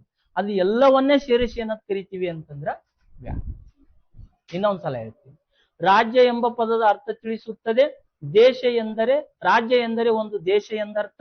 ಹಾಗಾದ್ರೆ ರಾಜ್ಯದ ವ್ಯಾಪ್ತಿ ಹೆಂಗ್ ಒಳಗೊಂಡದ ಅಂತಂದ್ರೆ ಸಂಸತ್ತು, ವಿಧಾನಮಂಡಲ, ಲೋಕಸಭೆ, ರಾಜ್ಯಸಭೆ, ಎಲ್ಲಾ ಪ್ರಾಧಿಕಾರಗಳು. ವಿಧಾನಮಂಡಲ ಅಂತಂದ್ರೆ ವಿಧಾನಸಭೆ ಮತ್ತು ವಿಧಾನ ಪರಿಷತ್ ಎರಡೂ ಬಂದು ಅಲ್ಲಿ. ಹಾಗಾಗಿ ವಿಧಾನಮಂಡಲ ಅಂತ ಒಂದು ಪದ ಬಳಸ್ತೀವಿ. ಹಾಗಾಗಿ ಇದು ಎಲ್ಲವನ್ನ ಒಳಗೊಂಡಿರುವಂತದ್ದು ಏನು ಅಂತಂದ್ರೆ ವ್ಯಾಪ್ತಿ. ಇಷ್ಟ್ರ ಬಗ್ಗೆನೆ ಮಾತಾಡ್ತದ್ರಿ ಆರ್ಟಿಕಲ್ ತಿಳಿತ. ಇನ್ನು ನೆಕ್ಸ್ಟ್ ಆರ್ಟಿಕಲ್ 13 ಏನ್ ಹೇಳ್ತದ? ಆರ್ಟಿಕಲ್ 13 ದೇಶದಲ್ಲಿ ಕಾನೂನು ಮಾಡುವಂತ ಅಧಿಕಾರ. ದೇಶದಲ್ಲಿ ಕಾನೂನು ಮಾಡುವಂತ ಅಧಿಕಾರ ಯಾರಿಗದ ಅಂತಂದ್ರೆ ಸಂಸತ್ತಿಗದ. ದೇಶದಲ್ಲಿ ಕಾನೂನು ಮಾಡುವಂತ ಅಧಿಕಾರ ಯಾರಿಗದ ಅಂತಂದ್ರೆ ಪಾರ್ಲಿಮೆಂಟಿಗೆ. ಹಾಗಾದ್ರೆ ಯಾವುದೇ ಕಾನೂನು ಮಾಡುವಂತ ಸಮಯದೊಳಗ ಮೂಲಭೂತ ಹಕ್ಕುಗಳಿಗೆ ಚ್ಯುತಿ ಬರದಂತೆ ಕಾನೂನು ಮಾಡಬೇಕು ಎಂದು ತಿಳಿಸುವಂತ ಆರ್ಟಿಕಲ್ ಯಾವುದು ಅಂತಂದ್ರೆ 13. ನೋಡ್ರಿ, ಫಂಡಮೆಂಟಲ್ ರೈಟಿಗೆ ರಿಲೇಟೆಡ್ ಅದ. ದೇಶದಲ್ಲಿ ಯಾವುದೇ ಕಾನೂನು ರಚಿಸುವಂತ ಅಧಿಕಾರ ಯಾರಿಗಿದೆ ಅಂತಂದ್ರೆ ಸಂಸತ್ತಿಗಿದೆ. ಹಾಗಾದ್ರೆ ಆ ಸಂಸತ್ತು ಕಾನೂನು ಮಾಡುವಂತ ಸಮಯದೊಳಗ ಯಾವುಗಳಿಗೆ ಚ್ಯುತಿ ಬರಬಾರ್ದ್ರಿ, ಮೂಲಭೂತ ಹಕ್ಕುಗಳಿಗೆ ಧಕ್ಕೆ ಬರಲಾರ್ದಂಗೆ ಕಾನೂನು ಮಾಡ್ಬೇಕು ಅಂತ ಹೇಳ್ತಕ್ಕಂಥ ಆರ್ಟಿಕಲ್ ಯಾವುದು ಅಂತಂದ್ರ ಆರ್ಟಿಕಲ್ 13. ಇಷ್ಟೇ ನೆನ್ಪಿಡ್ರಿ. ಯಾವ ಆರ್ಟಿಕಲ್ ಹೇಳ್ತದ್ರಿ? 13 ಹೇಳ್ತದ. ಈಗ ನೇರವಾಗಿ ಎಲ್ಲಿಗೆ ಬರೋಣ ಅಂತಂದ್ರೆ 14ರಿಂದ 18. ಇದು ಬಹಳ ಇಂಪಾರ್ಟೆಂಟ್. ಹಾಗಾದ್ರ 14 ಸ್ಟಾರ್ಟ್ ಆಯ್ತು ಅಂತಂದ್ರೆ 18ರ ತನಕ ನಿಮ್ ಬಲ್ಲಿ ಏನ್ ನೆನ್ಪಿರ್ಬೇಕ್ರಿ? ನಾವು ಈಕ್ವಾಲಿಟಿ ಬಗ್ಗೆನೆ ಮಾತಾಡುತ್ತೀವಿ ಅಂತ ನೆನ್ಪಿಡ್ಬೇಕು. ಹಾಗಾಗಿ ಇಲ್ಲಿ ಸಮಾನತೆ ಹಕ್ಕಿನ ಬಗ್ಗೆ ನಾವು ಸ್ಟಾರ್ಟ್ ಅನ್ನ ಮಾಡೋಣ. ಹಾಗಾದ್ರೆ ಆರ್ಟಿಕಲ್ 14 ಏನ್ ಹೇಳ್ತದ? Article 14 equal before of the law, equal protection of the law ಅಂತಂದ್ರ ಕಾನೂನಿನ ಮುಂದೆ ಎಲ್ಲರೂ ಸಮಾನರು. ಕಾನೂನಿನ ಮುಂದೆ ಎಲ್ಲರೂ ಸಮಾನರು. ಎಲ್ಲರೂ ಸಮಾನರು. ಜೊತೆಗೆ ಎಲ್ಲರಿಗೂ ಸಮಾನ ಕಾನೂನಿನ ರಕ್ಷಣೆ ಇರಬೇಕು ಅಂತ. Equal before of the law, equal protection of the law ಅಂತಂದ್ರ ಕಾನೂನಿನ ಮುಂದೆ ಎಲ್ಲರೂ ಸಮಾನರು, ಎಲ್ಲರಿಗೂ ಸಮಾನ ಕಾನೂನಿನ ರಕ್ಷಣೆಯನ್ನ ಇರಬೇಕು ಅಂತ ಹೇಳ್ತಕ್ಕಂಥ ಆರ್ಟಿಕಲ್ 14. ಯಾಕಂತಂದ್ರ ಇವತ್ತಿನ ದಿವಸ ಒಬ್ಬ ಸ್ಲಮ್ ಏರಿಯಾದಾಗ ಬದುಕ್ತಾನ ಅಂತಂದ್ರ ಅವನಿಗೂ ಕೂಡ ಕಾನೂನು ಒಂದೇ ಅದ. ಇನ್ನ ಅನಿಲ್ ಅಂಬಾನಿ, ಮುಖೇಶ್ ಅಂಬಾನಿ ದೊಡ್ಡ ಶ್ರೀಮಂತರದಾರ ಅಂತಂದ್ರೆ ಅವ್ರಿಗೂ ಕೂಡ ಏನದ ಅಂತಂದ್ರೆ ಒಂದೇ ಕಾನೂನು ಅದ. ಹಾಗಾಗಿ ಇಲ್ಲಿ ಏನದ ಅಂತಂದ್ರೆ ಕಾನೂನಿನ ಮುಂದೆ ಎಲ್ಲರೂ ಸಮಾನ. ಜೊತೆಗೆ ಇದು ಇನ್ನೊಂದು ಏನ್ ಹೇಳ್ತದ ಅಂತಂದ್ರ ಈ ಕಾನೂನು ಅಥವಾ ಈ ಆರ್ಟಿಕಲ್ 14ನೇ ವಿಧಿ ಯಾರಿಗೆ ಸಂಬಂಧಿಸಿಲ್ಲ ಅಂತಂದ್ರ ರಾಷ್ಟ್ರಪತಿ ಮತ್ತು ರಾಜ್ಯಪಾಲರಿಗೆ. ರಾಷ್ಟ್ರಪತಿ ಮತ್ತು ರಾಜ್ಯಪಾಲರನ್ನ ಹೊರತುಪಡಿಸಿ ಉಳಿದವರಿಗೆ ಎಲ್ಲರೂ ಕೂಡ ಕಾನೂನಿನ ಮುಂದೆ ಎಲ್ಲರೂ ಸಮಾನ. ಇವರಿಗೆ ಮಾತ್ರ ಏನದ ಅಂತಂದ್ರ ಅವರಿಗೆ ರಿಯಾಯಿತಿಯನ್ನ ನೀಡಲಾಗಿದೆ ಅಥವಾ ಅವ್ರಿಗೆ ಒಂದೇನದ ಅಂತಂದ್ರೆ ರಿಲ್ಯಾಕ್ಸೇಷನ್ ಅನ್ನ ಕೊಟ್ಟಿರುವಂತದ್ದು. ಹಾಗಾಗಿ ಇಲ್ಲಿ ರಾಷ್ಟ್ರಪತಿ ಮತ್ತು ರಾಜ್ಯಪಾಲರನ್ನು ಹೊರತುಪಡಿಸಿ 14ನೇ ಆರ್ಟಿಕಲ್ ಏನ್ ಹೇಳ್ತದ ಅಂತಂದ್ರೆ ಕಾನೂನಿನ ಮುಂದೆ ಎಲ್ಲರೂ ಸಮಾನರು ಮತ್ತು ಎಲ್ಲರಿಗೂ ಸಮಾನ ಕಾನೂನಿನ ರಕ್ಷಣೆಯನ್ನ ಇರಬೇಕು ಅಂತ ಹೇಳ್ತದ. ಒಂದ್ ವೇಳೆ ಪ್ರಶ್ನೆ ಬತ್ತು ಅಂತಂದ್ರ ಇದು ಯಾರಿಗೆ ಸಂಬಂಧಪಟ್ಟಿಲ್ಲ ಅಂತಂದ್ರೆ ರಾಷ್ಟ್ರಪತಿ ಮತ್ತು ರಾಜ್ಯಪಾಲ. ಹಾಗಾದ್ರೆ ಯಾವ ಆರ್ಟಿಕಲ್ ಸಂಬಂಧಪಟ್ಟಿಲ್ಲ? Article 361(1), article 361(5), article 361, article 361(1), article 361(5) ಅಂತ ಹೇಳಿ. ಹಾಗಾದ್ರೆ ಇದು ಏನ್ ಹೇಳ್ತದ್ರಿ ಸರ್ ಅಂತಂದ್ರ ರಾಷ್ಟ್ರಪತಿ ಆಗಿರಬಹುದು, ರಾಜ್ಯಪಾಲರಾಗಿರಬಹುದು, ರಾಷ್ಟ್ರಪತಿ ಆಗಿರ್ಬೋದು ಅಥವಾ ರಾಜ್ಯಪಾಲರಾಗಿರ್ಬೋದು, ಅವರ ಅಧಿಕಾರದ ಅವಧಿಯ ಸಮಯದೊಳಗ, ಅವ್ರ ಅಧಿಕಾರದಲ್ಲಿ ಇದ್ದಂತ ಸಮಯದೊಳಗ ಯಾವುದೇ ನ್ಯಾಯಾಲಯದಲ್ಲಿ ಪ್ರಶ್ನಿಸುವಂತಿಲ್ಲ, ಪ್ರಶ್ನೆ ಮಾಡುವಂತಿಲ್ಲ, ವಾದ ಮಾಡುವಂತಿಲ್ಲ. ಯಾರ ವಿರುದ್ಧವಾಗಿ? ರಾಷ್ಟ್ರಪತಿ ಮತ್ತು ರಾಜ್ಯಪಾಲರ ವಿರುದ್ಧವಾಗಿ. ಇನ್ನು ಆರ್ಟಿಕಲ್ 361(5) ಏನ್ ಹೇಳ್ತದ ಅಂತಂದ್ರ ಇವರ ವಿರುದ್ಧ, ರಾಷ್ಟ್ರಪತಿ ಮತ್ತು ರಾಜ್ಯಪಾಲರ ವಿರುದ್ಧ ಯಾವುದೇ ಮೊಕದ್ದಮೆಯನ್ನ ಹೊರಡಿಸುವಂತಿಲ್ಲ ಅಥವಾ ಅವರಿಗೆ ಅರೆಸ್ಟ್ ಮಾಡ್ರಿ ಅಂತಕ್ಕಂಥದ್ದು ಏನಾದ್ರೂ ಆದೇಶವನ್ನ ಹೊರಡಿಸುವಂತಿಲ್ಲ. ಅವ್ರ ವಿರುದ್ಧ ಯಾವುದೇ ಆದೇಶವನ್ನ ಹೊರಡಿಸುವಂತಿಲ್ಲ. ಹಾಗಾಗಿ ಈ 361(1), 361(5) ಇವರಿಗೆ ಏನಾಗ್ತದ ಅಂತಂದ್ರೆ ಇಲ್ಲಿ ವಿನಾಯಿತಿಯನ್ನ ನೀಡಲಾಗಿದೆ.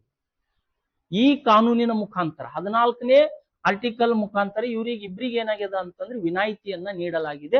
ಹಾಗಾಗಿ ಯಾಕೆ ವಿನಾಯಿತಿಯನ್ನ ಕೊಟ್ರು ಇವ್ರಿಗೆ, ರಾಷ್ಟ್ರಪತಿ ರಾಜ್ಯಪಾಲರಿಗೆ ಅಂತಂದ್ರ ಇವ್ರು ಇಂಡಿಪೆಂಡೆಂಟ್ ಆಗಿ ವರ್ಕ್ ಮಾಡ್ಲಿ, ಇವರು ದೇಶದ ಹಿತಾಸಕ್ತಿ ಇಟ್ಟುಕೊಂಡು ದೇಶದ ಒಕ್ಕೂಟ ವ್ಯವಸ್ಥೆಗೆ ಧಕ್ಕೆ ಬರಲಾರ್ದಂತಹ ಪವರ್ ಅನ್ನ ಯೂಸ್ ಮಾಡ್ಲಿ ಅನ್ನೋ ಕಾರಣಕ್ಕಾಗಿ ಇವ್ರಿಗೆ ಏನ್ ಮಾಡಿದ್ರು ಅಂತಂದ್ರೆ ಈ ಕಾನೂನಿನ ಚೌಕಟ್ಟಿನಿಂದ ಅವರಿಗೆ ಒಂದು ವಿನಾಯಿತಿಯನ್ನ ಕೊಟ್ಟಿರುವಂತದ್ದು. ಇಷ್ಟೇ ಇದಕ್ಕೆ ಸಂಬಂಧಪಟ್ಟದ್ದು. ಯಾವುದು ಅಂತಂದ್ರೆ ಆರ್ಟಿಕಲ್ 14.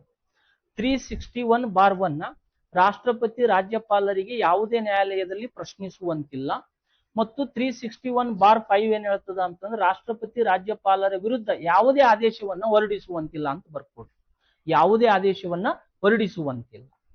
ಎಷ್ಟು ನೆನ್ಪಿಡ್ರಿ ಸಾಕು. ಇನ್ನು ನೇರವಾಗಿ ಎಲ್ಲಿಗೆ ಬರೋಣ ಅಂತಂದ್ರೆ ಆರ್ಟಿಕಲ್ 15. ಆರ್ಟಿಕಲ್ 15 ಅವ್ರ ವಿರುದ್ಧ ಕ್ರಿಮಿನಲ್ ಪ್ರಕರಣಗಳನ್ನ ದಾಖಲಿಸಬಹುದಮ್ಮ. ಕ್ರಿಮಿನಲ್ ಅಂದ್ರೆ ಅಪರಾಧಿಕ ಪ್ರಕರಣಗಳಂತ ಬರ್ತಾವ, ಅವನ್ನ ನಾವು ಮೊಕದ್ದಮೆಯನ್ನ ನಡೆಸಬಹುದು. ಆದ್ರ ನಾಗರಿಕ ಮೊಕದ್ದಮೆ ಅವಲ್ಲ, ಸಿವಿಲ್ ಪ್ರಕರಣಗಳಂತ ಕರಿತೀವಲ್ಲ, ಅದು ಅವ್ರ ವಿರುದ್ಧ ಏನ್ ಮಾಡಪ್ಲಿಲ್ಲ ಅಂತಂದ್ರ ನಡೆಸಂಗಿಲ್ಲ. ಅವ್ರ ಅಧಿಕಾರದ ಸಮಯದಲ್ಲಿ ನಡೆಸಂಗಿಲ್ಲ, ನಡೆಸಬಹುದು, ನೋಟಿಸ್ ಕೊಡ್ಬೇಕು. ಹೌದು.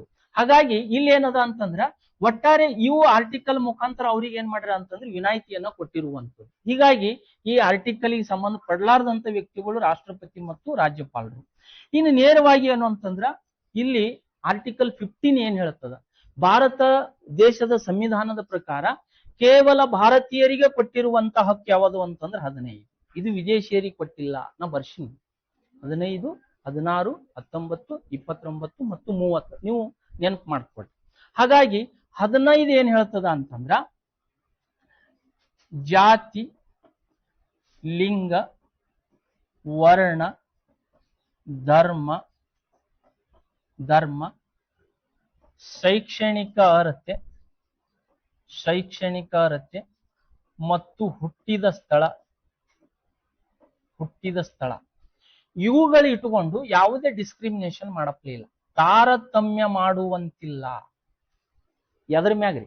ಜಾತಿ ಆಧಾರದ ಮ್ಯಾಗ, ಜಂಡರ್ ಆಧಾರದ ಮ್ಯಾಗ, ಆಮೇಲೆ ಬಣ್ಣದ ಆಧಾರದ ಮ್ಯಾಗ, ವರ್ಣ ಧರ್ಮದ ಆಧಾರದ ಮ್ಯಾಲ, ಶೈಕ್ಷಣಿಕ ಅರ್ಹತೆ ಆಧಾರದ ಮ್ಯಾಲ ಮತ್ತು ಹುಟ್ಟಿದ ಸ್ಥಳದ ಆಧಾರದ ಮೇಲೆ ಯಾವುದೇ ಡಿಸ್ಕ್ರಿಮಿನೇಷನ್ ಅನ್ನ ಮಾಡುವಂತಿಲ್ಲ. ಇವುಗಳನ್ನ ಇಟ್ಕೊಂಡು ಪರ್ಟಿಕ್ಯುಲರ್ ಆಗಿ ಬಳಸಿರುವಂತದ್ದು ಜಾತಿ, ಲಿಂಗ, ವರ್ಣ, ಧರ್ಮ, ಶೈಕ್ಷಣಿಕ ಅರ್ಹತೆ, ಹುಟ್ಟಿದ ಸ್ಥಳ ಇಟ್ಕೊಂಡು ಯಾವುದೇ ಡಿಸ್ಕ್ರಿಮಿನೇಷನ್ ತಾರತಮ್ಯವನ್ನ ಮಾಡುವಂತಿಲ್ಲ ಅಂತ ತಿಳ್ಕೊಂಡು ಆರ್ಟಿಕಲ್ ಏನ್ ಮಾಡ್ತದ ಅಂತಂದ್ರೆ 15 ಹೇಳ್ತದೆ. ಇದು ಇಷ್ಟೇ ಅದನ್ರಿ ಸರ? ಇಲ್ಲ. ಇಲ್ಲಿ ಮುಂದುವರೆದು ಏನ್ ಮಾಡ್ತೀವಿ ಅಂತಂದ್ರೆ ತೆಗೆಮ್ರಮ ಮುಂದುವರೆದು ಏನ್ ಮಾಡ್ತೀವಿ ಅಂತಂದ್ರೆ ನಾವು ಓದೋದು ಇಷ್ಟು ಓದಿರ್ತೀವಿ ನಾವು. ಆರ್ಟಿಕಲ್ 15 ಜಾತಿ, ಧರ್ಮ, ಲಿಂಗ, ವರ್ಣ, ಹುಟ್ಟಿದ ಸ್ಥಳ, ಶೈಕ್ಷಣಿಕ ಅರ್ಹತೆ ಇಟ್ಕೊಂಡು ಯಾವುದೇ ಡಿಸ್ಕ್ರಿಮಿನೇಷನ್ ಮಾಡಂಗಿಲ್ಲ. ಇಲ್ಲಿ 15/1, 15/2, 15/3, 15/4, 15/5, 15/6 ಏನ್ ಹೇಳ್ತದ?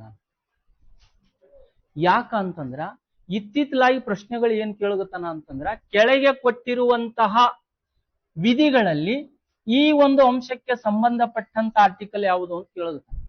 ನಾಟ್ ಓನ್ಲಿ ಡಿಸ್ಕ್ರಿಮಿನೇಷನ್ 15 ಒಂದೇ ನೆನ್ಪಿಟ್ರೆ ಸಾಲದು, ಬಟ್ ಅದು ಏನ್ ಹೇಳಗುತ್ತದ ನಿಮ್ಗ ಅಂತಂದ್ರ ಆ ಅಂಶಗಳನ್ನ ಇಟ್ಕೊಂಡು ಡಿಸ್ಕ್ರಿಮಿನೇಷನ್ ಮಾಡ್ಬೇಡ್ರಿ ಅಂತ ಹೇಳುದು.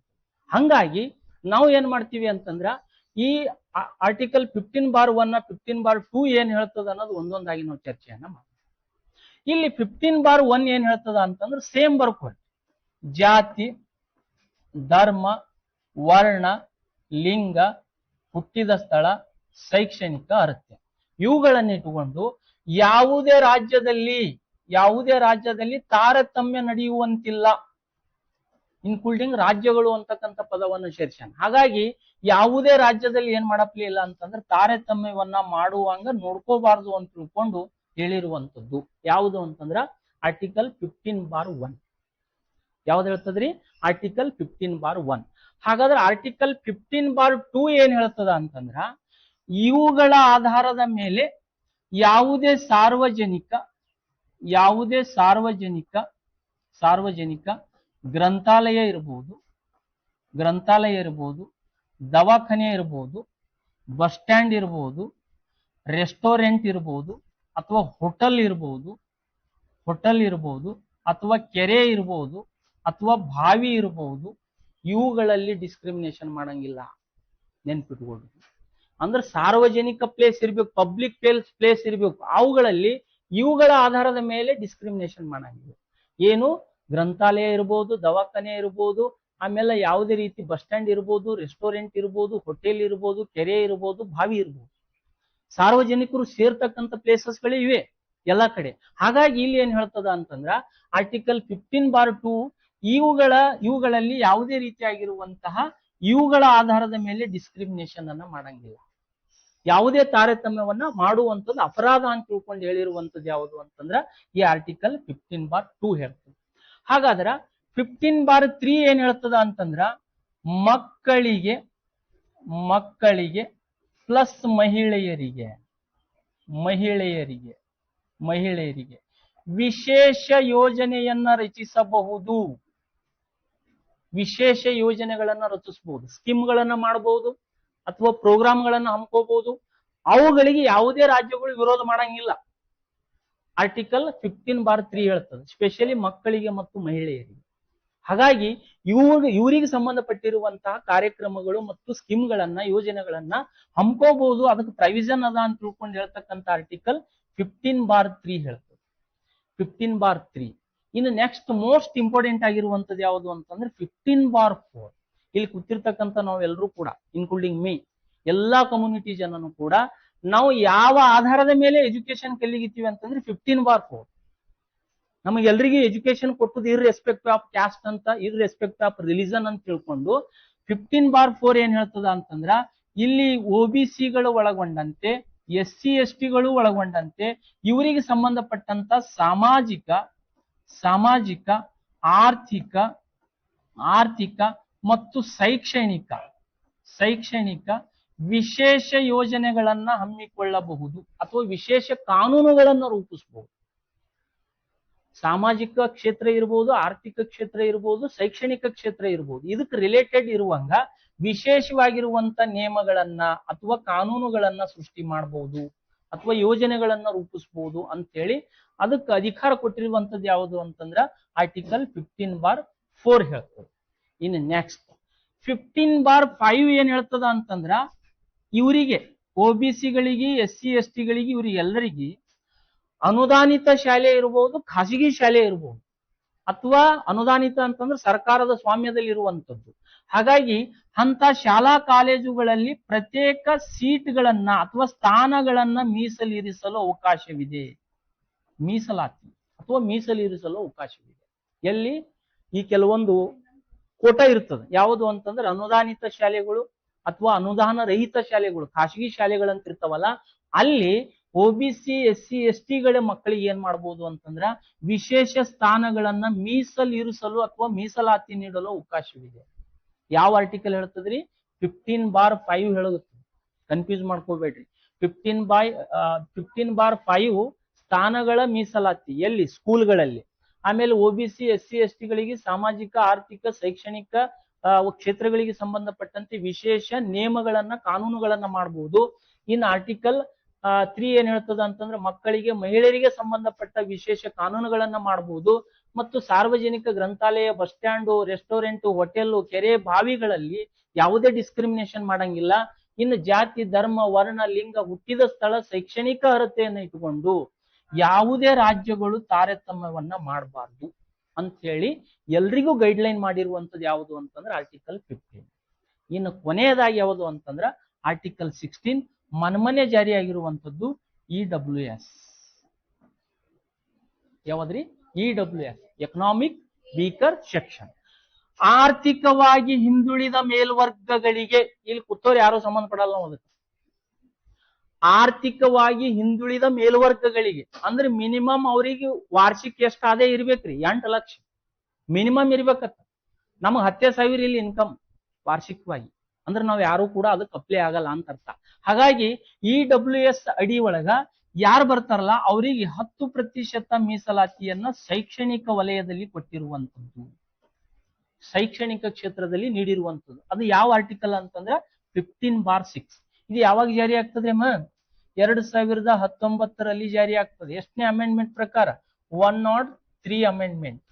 ಡೇಟ್ ಯಾವುದು? ಜನವರಿ 14, 2019 103 ಅಮೆಂಡ್ಮೆಂಟ್ ಪ್ರಕಾರ ಅಂದ್ರೆ ತಿದ್ದುಪಡಿ ಮುಖಾಂತರ ಈ EWS ಅಂತಕ್ಕಂಥದ್ದು ಏನಾಯ್ತು ಅಂತಂದ್ರೆ ಈ ದೇಶದೊಳಗ ಇಂಪ್ಲಿಮೆಂಟ್ ಆಯ್ತು. ಹಾಗಾಗಿ ಇವ್ರಿಗೂ ಕೂಡ 15/6 ಅಂತಕ್ಕಂಥ ಆರ್ಟಿಕಲ್ ಸೇರಿಸಿದ್ರು. ಅದು ಎದಕ್ಕ ಅಂತಂದ್ರ ಶೈಕ್ಷಣಿಕ ಕ್ಷೇತ್ರದಲ್ಲಿ 10% ಮೀಸಲಾತಿಯನ್ನ EWS ದವರಿಗೆ ಕೊಡ್ಬೇಕು. EWS ಯಾರು ಅಂತಂದ್ರೆ ಎಕನಾಮಿಕ್ ವೀಕರ್ ಸೆಕ್ಷನ್, ಆರ್ಥಿಕವಾಗಿ ಹಿಂದುಳಿದಿರುವಂತ ಮೇಲ್ವರ್ಗಗಳಿಗೆ ಏನ್ ಮಾಡಿದ್ರು ಅಂತಂದ್ರೆ ಇವುಗಳಿಗೆ ಕೊಟ್ಟರು. ಈಗ ನನಗನಿಸ್ತದೆ ಮೀಸಲಾತಿ ಇಲ್ಲದೆ ಇರುವ ಜನಾಂಗನೇ ಇಲ್ಲಿ ಮೀಸಲಾತಿ. ಯಾಕಂತಂದ್ರ ನೋಡ್ರಿ, EWS ದವ್ರನ್ನು ಕೂಡ ಬಯಸಿದ್ರು ನಮಗೂ ಕೊಡ್ರಿ ಅಂತ ಹೇಳಿ. ಆದ್ರ ಕಾನ್ಸ್ಟಿಟ್ಯೂಷನ್ ಏನ್ ಮಾಡ್ತು ಅಂತಂದ್ರ ಇರ್ರೆಸ್ಪೆಕ್ಟಿವ್ ಆಫ್ ಯಾವುದೇ ರೀತಿ ಭೇದ ಭಾವ ಇರಲಾರ್ದೆ ಇವ್ರಿಗೂ ಕೂಡ ಜಾರಿ ಮಾಡ್ತು. ಅದ್ರ ಸಲುವಾಗಿ ಹೇಳೋದು, ಭಾರತ ಸಂವಿಧಾನದ ಯಾವ ಆರ್ಟಿಕಲ್ ಕೂಡ ಪ್ರತ್ಯೇಕವಾಗಿ ಇವ್ರಿಗೆ ಕೂಡ್ರಿ ಅಂತಕ್ಕಂಥ ಭೇದ ಭಾವವನ್ನು ಮಾಡಿಲ್ಲ. ಬಟ್ ಕಾಲಕ್ಕನುಗುಣವಾಗಿ ನಾವು ಏನ್ ಮಾಡ್ಕೊಂಡಿವಿ ಅಂತಂದ್ರ ಯಾವ ಸಮುದಾಯ ಹಿಂದುಳಿದದ ಅವಕ್ ಮೇಲೆತ್ತುವ ಸಲುವಾಗಿ ಯೋಜನೆಗಳನ್ನ ಮಾಡ್ಕೊಂಡಿವಿ. ಬಟ್ ಮೂಲ ಸಂವಿಧಾನ ಎಲ್ರಿಗೂ ಕೂಡ ಸಮಾನವಾಗಿರುವಂತ ಅವಕಾಶಗಳನ್ನ ನೀಡಿರುವಂತದ್ದು. ಇದು ತೆಗಿಯಮ್ರಿ, ಯಾಕೋ ಅಂಜುಗುತ್ತೀರಿ ಅನಿಸ್ತದ. ಈಗೇ ಇದು ಇಷ್ಟ ಹೇಳಗುತ್ತೀರಿ ಸರ, ಮುಂದಿನ ಇದು ಬಹಳ ಹೈರಾಣದ ಇದು ಅಂತ ಅನಿಸ್ತದ. ಹೈರಾಣ ಏನಿಲ್ಲಮ್ಮ. ಇಲ್ಲಿ 15 ಹಿಡ್ಕೊಂಡು ಇದು ಯಾಕೆ ಇಂಪಾರ್ಟೆಂಟ್ ಆಗ್ತದ ಅಂತಂದ್ರೆ ಇದು ಎಲ್ಲದ್ರ ಮ್ಯಾಗ ಪ್ರಶ್ನೆ ಆಗ್ಯದ, ನೆನ್ಪಿಡ್ಲೇಬೇಕು. ಯಾಕಂತಂದ್ರ ಇಲ್ಲಿ ಇದು 15/4 ಅಂತ ಬಂದಾಗ ನೆನ್ಪಿಟ್ಕೋಬೇಕು, ಶಿಕ್ಷಣಕ್ಕೆ ಸಂಬಂಧಪಟ್ಟದ ಮತ್ತು ಇದು ಮಕ್ಕಳ ಮಹಿಳೆಯರಿಗೆ ಸಂಬಂಧಪಟ್ಟದ. ಇದು ಸಾರ್ವಜನಿಕ ಪ್ಲೇಸ್ಗಳಲ್ಲಿ ಯಾವುದೇ ಡಿಸ್ಕ್ರಿಮಿನೇಷನ್ ಮಾಡಬಾರ್ದು, ಇದು ಇದ್ರ ಮ್ಯಾಗ ಡಿಸ್ಕ್ರಿಮಿನೇಷನ್ ಮಾಡಬಾರ್ದು. ಇದು ಏನ್ ಹೇಳ್ತದ ಅಂತಂದ್ರ ಸ್ಥಾನಗಳ ಮೀಸಲಾತಿ ಬಗ್ಗೆ ಹೇಳ್ತದ. ಇದು ಸಪರೇಟ್ ಮಾನ್ಯ ಸೇರಿಸುದು EWS. 103 ತಿದ್ದುಪಡಿ ಮುಖಾಂತರ, ಸಂವಿಧಾನದ ತಿದ್ದುಪಡಿ ಮೂಲಕ 2019ರಲ್ಲಿ ಇದನ್ನ ಏನ್ ಮಾಡಿದ್ರು ಅಂತಂದ್ರೆ ಜಾರಿ ಮಾಡಿದ್ರು. EWS ಅವರಿಗೆ ಉದ್ಯೋಗ ಮತ್ತು ಶಿಕ್ಷಣದಲ್ಲಿ, ಎಂಪ್ಲಾಯ್ಮೆಂಟ್ ಅಂಡ್ ಎಜುಕೇಶನ್ ಒಳಗೆ ಏನ್ ಮಾಡಿದ್ರು 10% ಮೀಸಲಾತಿಯನ್ನ ಜಾರಿ ಮಾಡಿದ್ರು. ಯಾರಿಗ್ರಿ? EWS ಮುಗಿ. ಇದಕ್ಕೆ ರಿಲೇಟೆಡ್ ನೋಡೋಣ ಏನಂತಂದ್ರೆ ಇತ್ತೀಚೆಗೆ ನಡೆದಿರ್ತಕ್ಕಂಥ ಘಟನೆ ನಿಮಗ್ ಗೊತ್ತದ. 2006ರಿಂದ ನಡೆದಿರುವಂತ ಘಟನೆ, 2006ರಿಂದ ನಡೆದಿರ್ತಕ್ಕಂಥ ಘಟನೆ ಯಾವಾಗ ಎಂಡ್ ಆಯ್ತು ಅಂತಂದ್ರ ಸೆಪ್ಟೆಂಬರ್ 18ನೇ ತಾರೀಕ 2018ಕ್ಕೆ ಎಂಡ್ ಆಯ್ತು. ತೀರ್ಪು ಬಂತು, ಸುಪ್ರೀಂ ಕೋರ್ಟ್ ತೀರ್ಪನ್ನು ಕೊಡ್ತು. ಯಾವುದು? ಈ ಸೆಪ್ಟೆಂಬರ್ 18, 2018. ಇದಕ್ಕೆ ರಿಲೇಟೆಡ್ ಅದ ರೀ ಕ್ವಶನ್ ಕೇಳಿದ್ದ. ಏನಂತ ನಿಮಗ್ ಗೊತ್ತದ, ಒಂದು ಈ ದೇಶದೊಳಗೆ ಬಹಳ ದೊಡ್ಡ ತೀರ್ಥ ಕ್ಷೇತ್ರ ಅದ. ಯಾವುದು ಅಂತಂದ್ರ ಕೇರಳದ ತೀರ್ಥ ಕ್ಷೇತ್ರ. ಯಾವ್ದ್ರಿ ಅದು ದೇವಸ್ಥಾನ?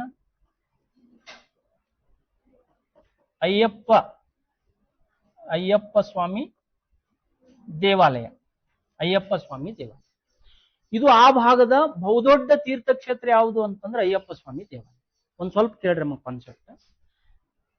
ಪ್ರಶ್ನೆ ಏನ್ ಕೇಳೇನ ಅಂತಂದ್ರ, ಅಯ್ಯಪ್ಪ ಸ್ವಾಮಿ ದೇವಾಲಯದಲ್ಲಿ ಸುಮಾರು 800 ವರ್ಷಗಳ ಕಾಲ 10 ರಿಂದ 50 ವರ್ಷದ ಮಹಿಳೆಯರಿಗೆ ಪ್ರವೇಶ ನಿರ್ಬಂಧಿಸಲಾಗಿತ್ತು.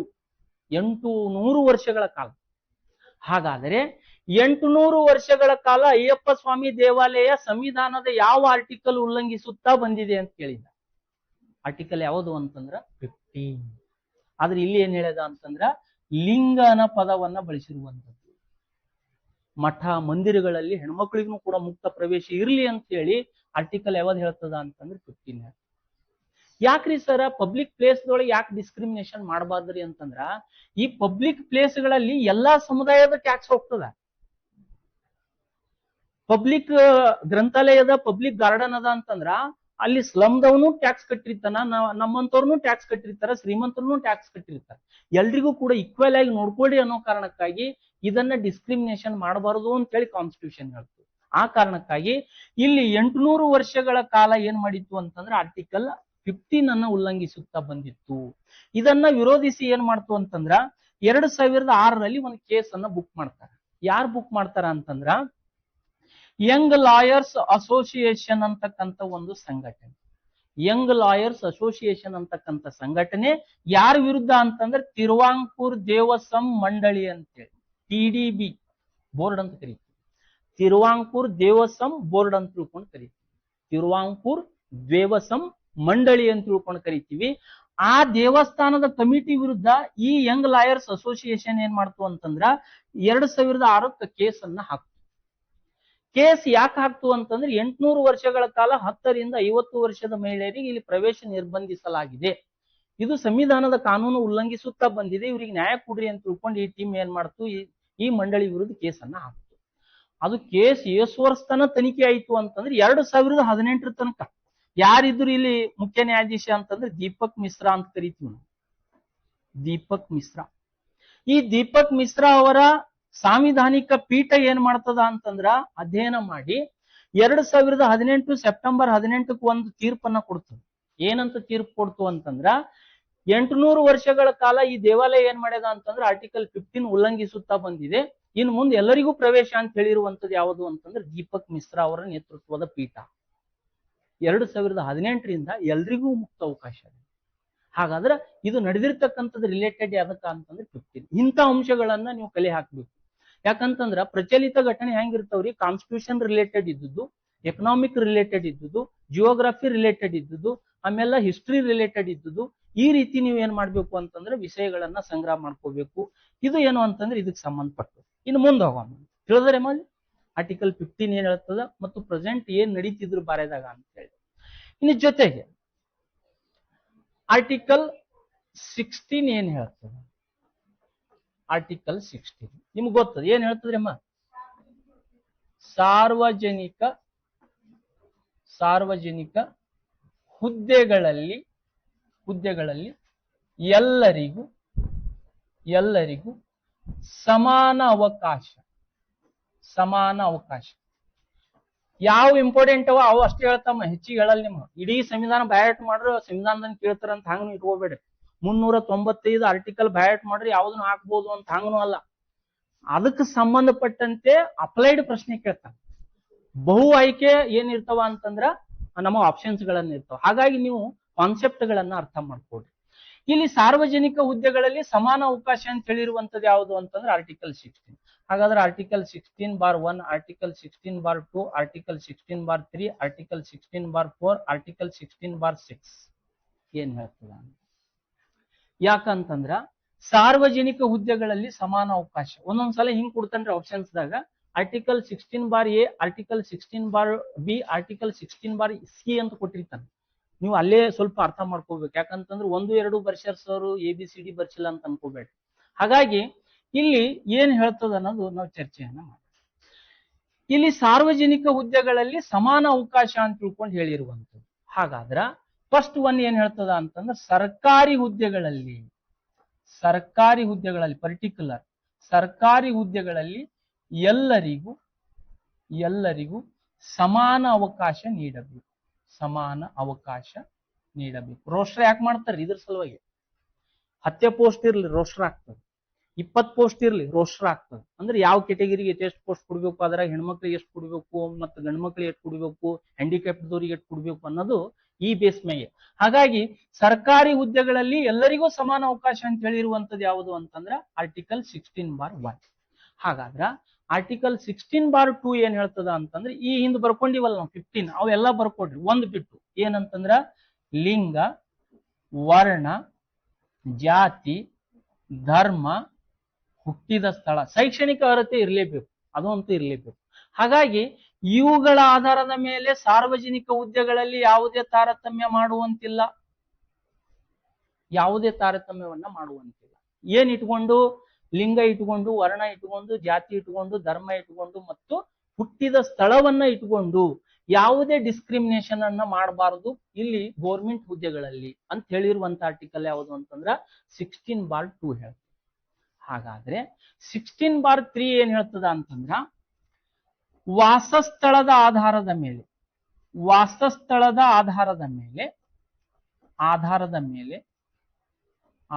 ಮೇಲೆ ರಾಜ್ಯಗಳಲ್ಲಿ ಸ್ಥಳೀಯರಿಗೆ ವಿಶೇಷ ಮೀಸಲಾತಿಯನ್ನ ನೀಡಬಹುದು. ಇದನ್ನ ಬಳಸ್ಕೊಂಡಿರುವಂತ ಮೊದಲ ರಾಜ್ಯ ಯಾವುದು ಅಂತಂದ್ರೆ ಆಂಧ್ರ ಪ್ರದೇಶ. 1957 ಬಳಸ್ಕೊಳ್ತದ್ರಿ. ವಾಸಸ್ಥಳದ ಬೇಸ್ ಇಟ್ಕೊಂಡು ರಿಸರ್ವೇಶನ್ ಅನ್ನ ಜಾರಿ ಮಾಡ್ತಾರೆ. ಹೆಂಗ್ರಿ ಸರ್ ಇದು ನಮ್ಗೆ ಅರ್ಥ ಆಗ್ಲಿಲ್ರಿ ಅಂತ ತಿಳ್ಕೊಂಡು ನೀವು ಕೇಳ್ಬೋದು. ಉದಾಹರಣೆ, ಕರ್ನಾಟಕದಾಗ ಒಂದು ಸಿವುಕೆ ಅದರಿ. ಎಲ್ಲದರಿ? ಕಡಗಂಚಗ ಅದರಿ. ಯಾವ ತಾಲೂಕದಾಗ ಬರ್ತದ್ರಿ? ಆಳಂದ್ ತಾಲೂಕದಾಗ ಬರ್ತದೆ. ಇಡೀ ಕರ್ನಾಟಕದಾಗ ಒಂದೇ ಸಿವುಕೆ, ಸೆಂಟ್ರಲ್ ಯೂನಿವರ್ಸಿಟಿ ಆಫ್ ಕರ್ನಾಟಕ ಅಂತೇಳಿ. ಇಡೀ ಕರ್ನಾಟಕದಾಗ ಒಂದೇ ESI ಹಾಸ್ಪಿಟಲ್ ಎಲ್ಲದರಿ? ಕಲಬುರಗಿ. ನಾವು ಬಹಳ ಲಕ್ಕಿ. ಮತ್ತು ಕಲಬುರಗಿದ ಎಷ್ಟು ಯೂನಿವರ್ಸಿಟಿ ಇವ ಅಂತಂದ್ರ ಎಷ್ಟವರಿ ಯೂನಿವರ್ಸಿಟಿಗಳು? ನೀವೆಲ್ಲ ಕಲಬುರಗಿದವ್ರಿ ಅಮ್ಮ. ಕಲಬುರಗಿ ಎಷ್ಟು ಯೂನಿವರ್ಸಿಟಿ ಇವ? ಎಣ್ಸಕ್ ಚಾಲೂ ಮಾಡಿದ್ರಿ. ನಮ್ಮ ಕಲಬುರಗಿದಾಗ 5ರಿಂದ 6 ಯೂನಿವರ್ಸಿಟಿ ಇವ. ಎಷ್ಟವರಿ? 6 ಯೂನಿವರ್ಸಿಟಿ. ಒಂದು ಗುಲ್ಬರ್ಗಾ ಯೂನಿವರ್ಸಿಟಿ, ಎರಡನೇದು ಸೆಂಟ್ರಲ್ ಯೂನಿವರ್ಸಿಟಿ, ಮೂರನೇದು ಶರಣ ಬಸವೇಶ್ವರ ಯೂನಿವರ್ಸಿಟಿ, ನಾಲ್ಕನೇದು ಖ್ವಾಜಾ ಬಂದೇ ನವಾಜ್ ಯೂನಿವರ್ಸಿಟಿ, ಮೂರನೇದು KBN ಯೂನಿವರ್ಸಿಟಿ, ಐದನೇದು, ಆರನೇದು ಸಾಯಿಬಾಬಾ ಯೂನಿವರ್ಸಿಟಿ ಅಂತ ನಿಮ್ ಕಡೆ ಬರ್ತದೆ, ಕಮಲಾಪುರ್ ಸಾಯಿಬಾಬಾ ಯೂನಿವರ್ಸಿಟಿ. ಇಷ್ಟು ಯೂನಿವರ್ಸಿಟಿ ಒಂದೇ ಡಿಸ್ಟಿಕ್ದಾಗ ಎಲ್ಲಿ ನಂಬಲ್ಲಿ. ಅವಾಗ ನಮ್ಮ ಅಣ್ಣದೇವರು ನಮ್ಮ ತಾತದೇವರು ನಮ್ಮ ಅಕ್ಕದೇವ್ರು ಎಲ್ಲರೂ ಬೇರೆ ಯೂನಿವರ್ಸಿಟಿಗೆ ಹೋಗಿ ಓದ್ತಿದ್ರು. ಬಟ್ ಇಂಥ ಯೂನಿವರ್ಸಿಟಿ ಇರ್ತಕ್ಕಂಥ ಪ್ರದೇಶದೊಳಗ ಓದ ವ್ಯವಸ್ಥೆ ಕಲ್ಚರ್ ಕ್ರಿಯೇಟ್ ಮಾಡಿಲ್ಲ, ಅದು ದುರಂತ. ಧಾಬಾ ಬಹಳ ಅಲಾಗತ್ತವ್ರಿ ವರ್ಷನ ನೋಡ್ರಿ ನೀವು ಬೇಕಾರೆ ನಿಮ್ ಏರಿಯಾಕರೆ ಬಹಳ ಸರ್. ಎಲ್ಲಿ ಅಂತಂದ್ರೆ ಹುಮ್ನಾಬಾದ್ ರಿಂಗ್ ರೋಡ್ ಹಿಡ್ಕೊಂಡು ಪುರಾ ಕಡೆ ಇಲ್ಲ. ಯಾಕಂದ್ರೆ ಆಮದಾನಿ ಅದರಾಗೆ ಜಾಸ್ತಿ ಅದ. ಆಮದಾನಿ ಅಂತಂದ್ರೆ ಆದಾಯ. ಇನ್ನು ಓದೋರು ಯಾರು ಅಂತಂದ್ರೆ ಗೋರ್ ಗರೀಬ್ ಮಕ್ಕಳು ನಿಮ್ಮಂತ. ಇಲ್ಲಿ ನಾವು ಓದಗುತ್ತೀವಿ ಅಂದ್ರೆ ನಮ್ಮ ಅಪ್ಪ ಎಲ್ಲೋ ಕೂಲಿ ಕೆಲಸ ಮಾಡಗತ್ತಾನ, ಎಲ್ಲೋ ಒಂದು ಪ್ರೈವೇಟ್ ಇದ್ರಾಗ ಸಂಸ್ಥೆದ ಕೆಲಸ ಮಾಡಗತ್ತಾರ. ಆದ್ರೆ ನಾವ್ ಯಾಕೆ ಬಂದೀವಿ ಅಂತಂದ್ರೆ ಅವ್ರಿಗೆ ಅದು ಬಿಡಿಸ್ಬೇಕು. ವಯಸ್ಸಿರೋದ್ರ ಒಳಗಾಗಿ ಏನಾದ್ರು ಗೌರ್ಮೆಂಟ್ ಜಾಬ್ ಮಾಡ್ಕೊಂಡಿವಿ ಅಂತಂದ್ರೆ ಸುತ್ತಮುತ್ತಲಿನ ರಿಲೇಷನ್ ಕೂಡ ನಾವು ಆಧಾರ ಆಗ್ಬೋದು ಅಂತಕ್ಕಂಥ ಕಾನ್ಸೆಪ್ಟ್ ಅನ್ನು ಇಟ್ಕೊಂಡು ಬಂದೀವಿ. ನಾ ಇಲ್ಲಿ ಪಾಠ ಮಾಡೋದಕ್ಕೆ ನಮ್ಮ ಅಪ್ಪ ಹೊಲಗಳೇ ಉಳಿತ. ಬಟ್ ನೌಕರಿ ಮಾಡ್ಕೋತೀನಿ ಬಿಡಲ್ಲ. ಯಾಕಂತಂದ್ರೆ ನೌಕರಿ ಮಾಡ್ಕೊಳ್ಳಲ್ಲ ಅಂತ ನಂಗೆ ಯಾವಾಗೂ ಅನ್ಸಿಲ್ಲ. ನಾನು 3 ಸಲ 4 ಸಲ ವೆರಿಫಿಕೇಶನ್ ಹೋಗ್ತೀನಿ. ವೆರಿಫಿಕೇಶನ್ ಹೋಗಿನ 1:2 ಅಂತಂದ್ರೆ ನನ್ನ ಬಳಿ ಆ ಸಾಮರ್ಥ್ಯ ಅದ ಅಂತ ನನಗೆ ಗೊತ್ತದ. 5 ಲಕ್ಷ 6 ಲಕ್ಷ ಜನ ಹಾಕುದು ಪೋಸ್ಟ್ ಒಳಗ ವೆರಿಫಿಕೇಶನ್ ಹೋಗಿ ಬಂದಿ 1:2ದಾಗ ಅಂತಂದ್ರ ಆ ಸಾಮರ್ಥ್ಯ ನಂಬಲ್ಲಿ ಅದ. ಬಟ್ ಪೋಸ್ಟ್ ಇರ್ಲಿಲ್ಲ. ಏನ್ ಇರ್ಲಿಲ್ರಿ? ಪೋಸ್ಟ್ ಇರ್ಲಿಲ್ಲ ಅಂತ ನಾವು ಪಾಸಿಟಿವ್ ದಾಗ ಓದ್ಕೋತ ಹೋದಿವಿ ಅಂತಂದ್ರೆ ಮಾತ್ರ ನಮಗೂ ಒಂದ್ ಏನಾದ್ರು ಸಿಗ್ತದೆ. ಇಲ್ಲಿ ಸ್ಥಳೀಯರಿಗೆ ವಿಶೇಷ ಮೀಸಲಾತಿ ಅಂತಂದ್ರ ಈ ಸಿವುಕೆದಾಗ ಏನಾದ್ರು ನೋಟಿಫಿಕೇಶನ್ ಆಯ್ತು ಡಿ ಗ್ರೂಪ್ ಹುದ್ದೆಗಳು ಅಂತ ತಿಳ್ಕೊಡ್ರಿ.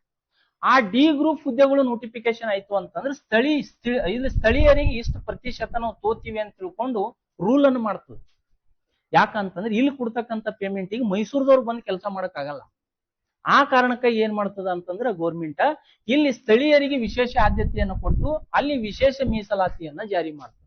ಅಂತ ಜಾರಿ ಮಾಡೋದ್ರ ಮೂಲಕ ವಾಸಸ್ಥಳದ ಬೇಸನ್ನ ಇಟ್ಕೊಂಡು ರೀಸನ್ ಇಟ್ಕೊಂಡು ನಾವು ಏನ್ ಮಾಡ್ಬೋದು, ಸ್ಥಳೀಯರಿಗೆ ಒಂದು ವಿಶೇಷವಾಗಿರುವಂತ ಉದ್ಯೋಗಗಳನ್ನ ಕಲ್ಪಿಸಬಹುದು ಅಂತ ಹೇಳಿರುವಂತ ಆರ್ಟಿಕಲ್ ಯಾವುದು ಅಂತಂದ್ರೆ 16/3. ಇಷ್ಟೇ ಇದ್ರ ಉದ್ದೇಶ.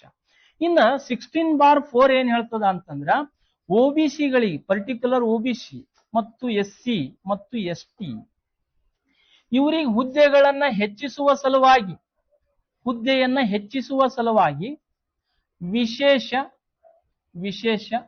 ಮೀಸಲಾತಿಯನ್ನ ನೀಡಬಹುದು ರಾಜ್ಯ ಸರ್ಕಾರಗಳು. ಅಂದ್ರೆ ರಾಜ್ಯದ ಹುದ್ದೆಗಳಿಗೆ ರಾಜ್ಯ ಸೇವೆಗಳಿಗೆ ಅಂತ ಬರ್ಕೊಟ್ರೆ ರಾಜ್ಯ ಸೇವೆಗಳಿಗೆ ಸಂಬಂಧಪಟ್ಟಂತೆ OBC SC ST-ಗಳಿಗೆ ಇಲ್ಲಿ ಹುದ್ದೆಗಳನ್ನ ಹೆಚ್ಚಿಗೆ ಮಾಡುವಂತ ಪ್ರೊವಿಷನ್ ಅನ್ನ ನೀಡಲಾಗಿದೆ 16/4. ಹಾಗಾಗಿ ಇವ್ರಿಗೆ ಏನ್ ಮಾಡಬಹುದು ಅಂತಂದ್ರೆ ವಿಶೇಷವಾಗಿರುವಂತ ಮೀಸಲಾತಿಯನ್ನ ಕೊಡೋದ್ರ ಮುಖಾಂತರ ಹುದ್ದೆಗಳನ್ನ ಹೆಚ್ಚಿಗೆ ಕೊಡಬಹುದು ಅಂತ ತಿಳ್ಕೊಂಡು ಇಲ್ಲಿ ಹೇಳ್ತದೆ. ಇನ್ನು 5 ಯಾಕೆ ಹೇಳಿಲ್ರಿ ಸರ್ ಅಂತಂದ್ರ ಆ 5 ಅಂತಕ್ಕಂಥದ್ದು ಇವರಿಗೆ ರಿಲೇಟೆಡ್ ಆಗಿರುವಂತದ್ದು. ಬಟ್ ಅದು ಎಲ್ಲಿಯೂ ಕೇಳಿಲ್ಲ, ಕನ್ಫ್ಯೂಸ್ ಬೇಡ ಅನ್ನೋ ಕಾರಣಕ್ಕಾಗಿ ಅದನ್ನ ನಾನು ಮೆನ್ಷನ್ ಮಾಡಿಲ್ಲ. ಇಲ್ಲಿ 6 ಯಾಕೆ ಹೇಳಗುತ್ತೀನಿ ಅಂತಂದ್ರೆ ಇದು ಇವ್ರಿಗೆ ಸಂಬಂಧಪಟ್ಟದ್ದು. ಯಾರಿಗೆ ಸಂಬಂಧಪಟ್ಟದ್ದು? ಇವ್ರಿಗೆ. ಯಾಕಂತಂದ್ರೆ ಅಲ್ಲಿನೂ ಕೂಡ ನೋಡಿ ನಾವು 15/6 ಶಿಕ್ಷಣದಲ್ಲಿ ಮತ್ತು ಉದ್ಯೋಗದಲ್ಲಿ ಇಲ್ಲಿನೂ ಕೂಡ ಇವ್ರು ಬರ್ತಾರೆ. ಯಾರಿ? EWS. ಈ ಹೊಸ ನೋಟಿಫಿಕೇಶನ್ ದಾಗ ಇದನ್ನು ಕೊಟ್ಟಾದ ನೋಡ್ರಿ, EWS ಅಂತ ಹೇಳಿ. ಹಂಗಾಗಿ ಇಲ್ಲಿ EWS ಅಡಿ ಒಳಗ 10% ಮೀಸಲಾತಿಯನ್ನು ಉದ್ಯೋಗದಲ್ಲಿ ಕೊಡಬೇಕು, ಅದು ಸಾರ್ವಜನಿಕ ಹುದ್ದೆಗಳಲ್ಲಿ ಅಂತ ತಿಳ್ಕೊಂಡು ಇದು 2019 ಜಾರಿ ಮಾಡಿದ್ರು. ಜನವರಿ 14ನೇ ತಾರೀಕು 103ನೇ ತಿದ್ದುಪಡಿ. ಯಾಕಿದು ಬರಿತಾ ಹೋಗ್ತೀನಿ ಅಂತಂದ್ರೆ ಪದೇ ಪದೇ ಬರದಾಗ ನಿಮಗೂ ಹೆಲ್ಪ್ ಆಗ್ತದೆ, ನನಗೂ ಹೆಲ್ಪ್ ಆಗ್ತದೆ. ನಂದು ಒಂದು ಸ್ವಾರ್ಥ ಅಂತಂದ್ರೆ ಪ್ರಾಕ್ಟೀಸ್ ಆಗ್ತದ ಅಂತ ಅರ್ಥ. ಹಾಗಾಗಿ 2019 ಜನವರಿ 14 103ನೇ ತಿದ್ದುಪಡಿ ಮುಖಾಂತರ ಏನಾಯ್ತು ಅಂತಂದ್ರೆ ಇದನ್ನ ಸೇರ್ಪಡೆ ಮಾಡಲಾಯಿತು ಅಂತೇಳಿ. ಇಷ್ಟೇನು ಅಂತಂದ್ರೆ ಇದಕ್ಕೆ ಸಂಬಂಧಪಟ್ಟದ್ದು ಇಷ್ಟೇ. ಇದಕ್ ಬಿಟ್ರಿ ಏನು ನಿಮಗೆ ಎರಡೇ ಕನ್ಫ್ಯೂಸ್ ಮಾಡ್ತಾವ್ರಿ, ಒಂದು 15 ಒಂದು 16. ಉಳಿದು ಎಲ್ಲ ಈಸಿ ಹೋಗ್ತಾವ. ಟೈಮ್ ಎಷ್ಟಾಗ್ಯದ? ಆಗ್ಯದ್ರಿ.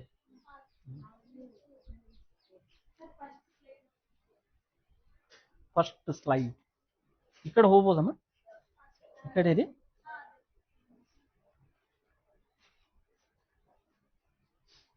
ಇದಮ್ಮ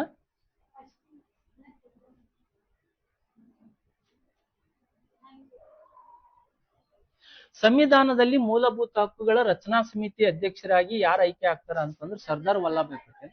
ಉಪಾಧ್ಯಕ್ಷರು ಯಾರು ಇರ್ತಾರ್ರಿ? ಆಚಾರ್ಯ ಕೃಪಲಾನಿ. ಹಾಗಾದ್ರ ವಿಶ್ವಸಂಸ್ಥೆ ಮಾನವ ಹಕ್ಕುಗಳ ಘೋಷಣೆ ಮಾಡೋದು ಯಾವಾಗ?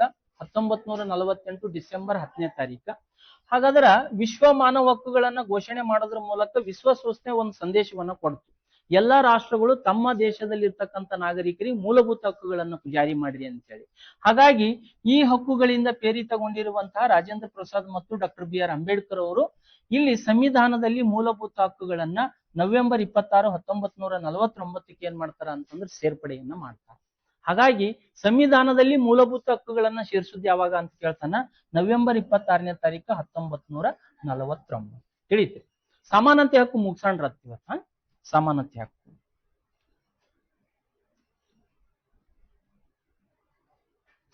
ರೈಟ್. ಇನ್ ಆರ್ಟಿಕಲ್ ಯಾವ್ದ್ರಿ? 17. ಆರ್ಟಿಕಲ್ 17 ಇದು ಗೊತ್ತದ ನಿಮ್ಗೆ. ಏನ್ ಹೇಳ್ತದೆ? ಅಸ್ಪೃಶ್ಯತೆ ನಿಷೇಧದ ಕುರಿತು ತಿಳಿಸುತ್ತದೆ. ನಿಷೇಧದ ಕುರಿತು ತಿಳಿಸುತ್ತದೆ. ಅಸ್ಪೃಶ್ಯತೆಯ ನಿರ್ಮೂಲನೆ ಅಂದ್ರಿ ಅಥವಾ ನಿಷೇಧರೇ ಅಂದ್ರಿ ಏನ್ರಿ? ರೈಟ್. ಇಲ್ಲಿ ಅಸ್ಪೃಶ್ಯತೆ ನಿಷೇಧದ ಬಗ್ಗೆ ಹೇಳುವಂತ ಆರ್ಟಿಕಲ್ ಯಾವುದು ಅಂತಂದ್ರೆ 17. ನೋಡ್ರಿ, ಸಂವಿಧಾನ ಏನ್ ಆಶಯ ಪಟ್ಟದ ಅಂತಂದ್ರೆ ಅನ್ಟಚಬಿಲಿಟಿ ಇರಬಾರ್ದು. ಈಗ ಫಿಸಿಕಲ್ ಅನ್ಟಚಬಿಲಿಟಿ ಹೋಗ್ಯದ್ರಿ, ಬಹುತೇಕ ಹೋಗ್ಯದ ಅಂತ ಅನಿಸ್ತದೆ. ಹೋಗಿಲ್ಲ. ಯಾಕಂತಂದ್ರೆ ಒಂದ್ ಸರ್ವೆ ಹೇಳ್ತದ್ರಿ ದ ಹಿಂದೂ ಪೇಪರ್ ಒಳಗ, ಇವತ್ತಿಗೂ ಈ ದೇಶದೊಳಗ 28% ಹಳ್ಳಿಗಳಲ್ಲಿ ಅನ್ಟಚಬಿಲಿಟಿ ಜೀವಂತದ. 28% ಹಳ್ಳಿಗಳಲ್ಲಿ ಅಸ್ಪೃಶ್ಯತೆ ಜೀವಂತ ಇಟ್ಟಿರುವಂತಹ ದೇಶ ಇದು. ಬಟ್ ಕಾನೂನು ಏನ್ ಹೇಳುತ್ತದ ಅಂತಂದ್ರ ಅಸ್ಪೃಶ್ಯತೆ ನಿಷೇಧದ ಕುರಿತು ತಿಳಿಸುತ್ತದೆ. ಹಾಗಾದ್ರೆ ಇಲ್ಲಿ 28% ಅದ ಅಂತ ಹೇಳ್ತದೆ. ಆ ಮಾತು ಬೇರೆ. ಹಾಗಾದ್ರ ಇಲ್ಲಿ ಅಸ್ಪೃಶ್ಯತೆ ನಿಷೇಧ ಕಾಯ್ದೆ ಅಂತ ಹೇಳಿ ಭಾರತ ಸರ್ಕಾರ ಏನ್ ಮಾಡ್ತದ ಅಂತಂದ್ರೆ ಜಾರಿಗೆ ತರ್ತದೆ. ಯಾವಾಗ ತರ್ತದೆ? ಅಸ್ಪೃಶ್ಯತೆ ನಿಷೇಧ ಕಾಯ್ದೆ ಯಾವಾಗ ಜಾರಿ ಬತ್ರಿ?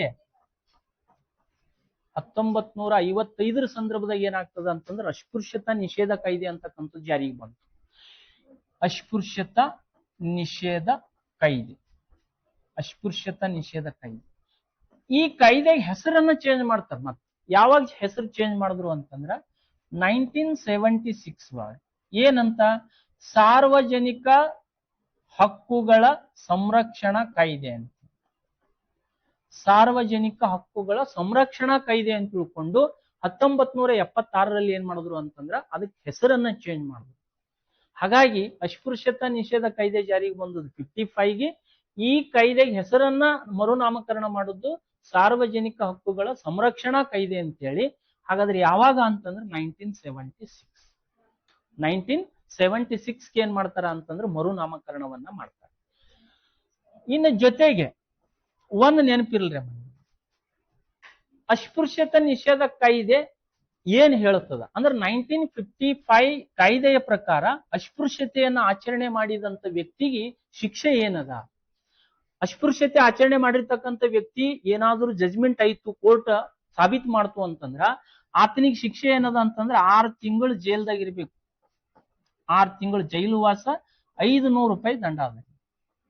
ಎಷ್ಟ್ರಿ? 500 ರೂಪಾಯಿ ದಂಡ. ಸರ್ ಇಷ್ಟೇ ಅದರಿ, ಅದಕ್ಕಾಗಿ ಜೀವಂತ ಅದರಿ ಅದು. ಇಷ್ಟೇ ಅದಲ್ರಿ ಸರ್, 6 ಮಂತ್ ಜೈಲಿಗೆ ಹೋಗ್ಬೇಕು, 500 ಫೈನ್ ಕಟ್ಟಬೇಕು. ಇದು ಅಲ್ಲದೆ ಪಾರ್ಲಿಮೆಂಟಿನಲ್ಲಿ ಮತ್ತು ವಿಧಾನ ಮಂಡಲ ಹಿಡ್ಕೊಂಡು ಸ್ಥಳೀಯ ಸರ್ಕಾರ ಇಟ್ಕೊಂಡು ಯಾವುದೇ ಚುನಾವಣೆಗೆ ನಿಲ್ಲುವಂತಿಲ್ಲ. ನೆನ್ಪಿಟ್ಕೊಂಡು, ಒಂದು ವೇಳೆ ಸಾಬೀತಾಯ್ತು ನೀವು ಮಾಡುದು ಅಂತಂದ್ರ ಪಾರ್ಲಿಮೆಂಟ್ ಹಿಡ್ಕೊಂಡು ವಿಧಾನ ಮಂಡಲ ಹಿಡ್ಕೊಂಡು ಸ್ಥಳೀಯ ಸರ್ಕಾರಗಳವರೆಗೆ ಯಾವುದೇ ಚುನಾವಣೆಗೆ ಸ್ಪರ್ಧಿಸುವಂತಹ ಅಧಿಕಾರ ಯಾರಿಗಿರಲ್ಲ ಅಂತಂದ್ರೆ ಆ ವ್ಯಕ್ತಿಗಿರಲ್ಲ. ಹಾಗಾಗಿ ಇದು ಪನಿಷ್ಮೆಂಟ್ ಯಾರಿಗದ ಅಂತಂದ್ರ ಈ ಒಂದು ಅಸ್ಪೃಶ್ಯತೆಯನ್ನ ಆಚರಣೆ ಮಾಡಿರುವಂತಹ ವ್ಯಕ್ತಿಗದ ಅಂತ. ಕೊನೆಯದು ಒಂದು ಆರ್ಟಿಕಲ್ ಅದ ಹೇಳಿ ಮುಗಿಸ್ತೀನಿ ಸರ್. ಇಲ್ಲಿ ಆರ್ಟಿಕಲ್ 18 ಸಮಾನತೆ ಹಕ್ಕು ಕಂಪ್ಲೀಟ್ ಆಗ್ತದ್ರಿ. ಸಮಾನತೆ ಹಕ್ಕು ಮುಗಿಸ. ಇಲ್ಲಿ ಆರ್ಟಿಕಲ್ 18 ಏನ್ ಹೇಳ್ತದೆ ಇಷ್ಟೇ ನೆನ್ಪಿಟ್ರೆ ಸಾಕು. ಇದಕ್ಕೆ ಸಂಬಂಧಪಟ್ಟಿದ್ದು 17 ಆರ್ಟಿಕಲ್ ಏನ್ ಹೇಳ್ತದ, 55ದಾಗ ಏನಾಯ್ತು, 76ಕ್ಕೆ ಏನಾಯ್ತು, 6 ತಿಂಗಳು ಜೈಲ, 500 ದಂಡ, ಮುಗಿತು. ನೆಕ್ಸ್ಟ್ 18 ಏನ್ ಹೇಳ್ತದ ಅಂತಂದ್ರೆ ಏನಮ್ಮ, ಬಿರುದು ಮತ್ತು ಬಾವಲಿಗಳ ರದ್ದತಿ. ಬಾವಲಿ ಅಂದ್ರೆ ಏನ್? ಬಾವಲಿ ಮೀನ್ಸ್ ಕೌ ಬಾವಲಿ ಅಂತ ಅನ್ಕೊಳಂಗಿದ್ರಿ. ಮತ್ತೆ ಪ್ರೈಸ್ ಅಂದಂಗ ಅಂತ. ಪ್ರೈಸ್ ಆಗಿರ್ಬೋದು, ಆಮೇಲೆ ಬಿರುದುಗಳಾಗಿರ್ಬೋದು. ಹಾಗಾಗಿ ಇವುಗಳ ರದ್ದತಿ ಬಗ್ಗೆ ಹೇಳುವಂಥದ್ದು ಆರ್ಟಿಕಲ್ 18. ಇಲ್ಲಿನೂ ಏನ್ ಹೇಳ್ತದ ಅಂತಂದ್ರ ಆರ್ಟಿಕಲ್ 18/1, ಆರ್ಟಿಕಲ್ 18/2, ಆರ್ಟಿಕಲ್ 18/3, ಆರ್ಟಿಕಲ್ 18/4,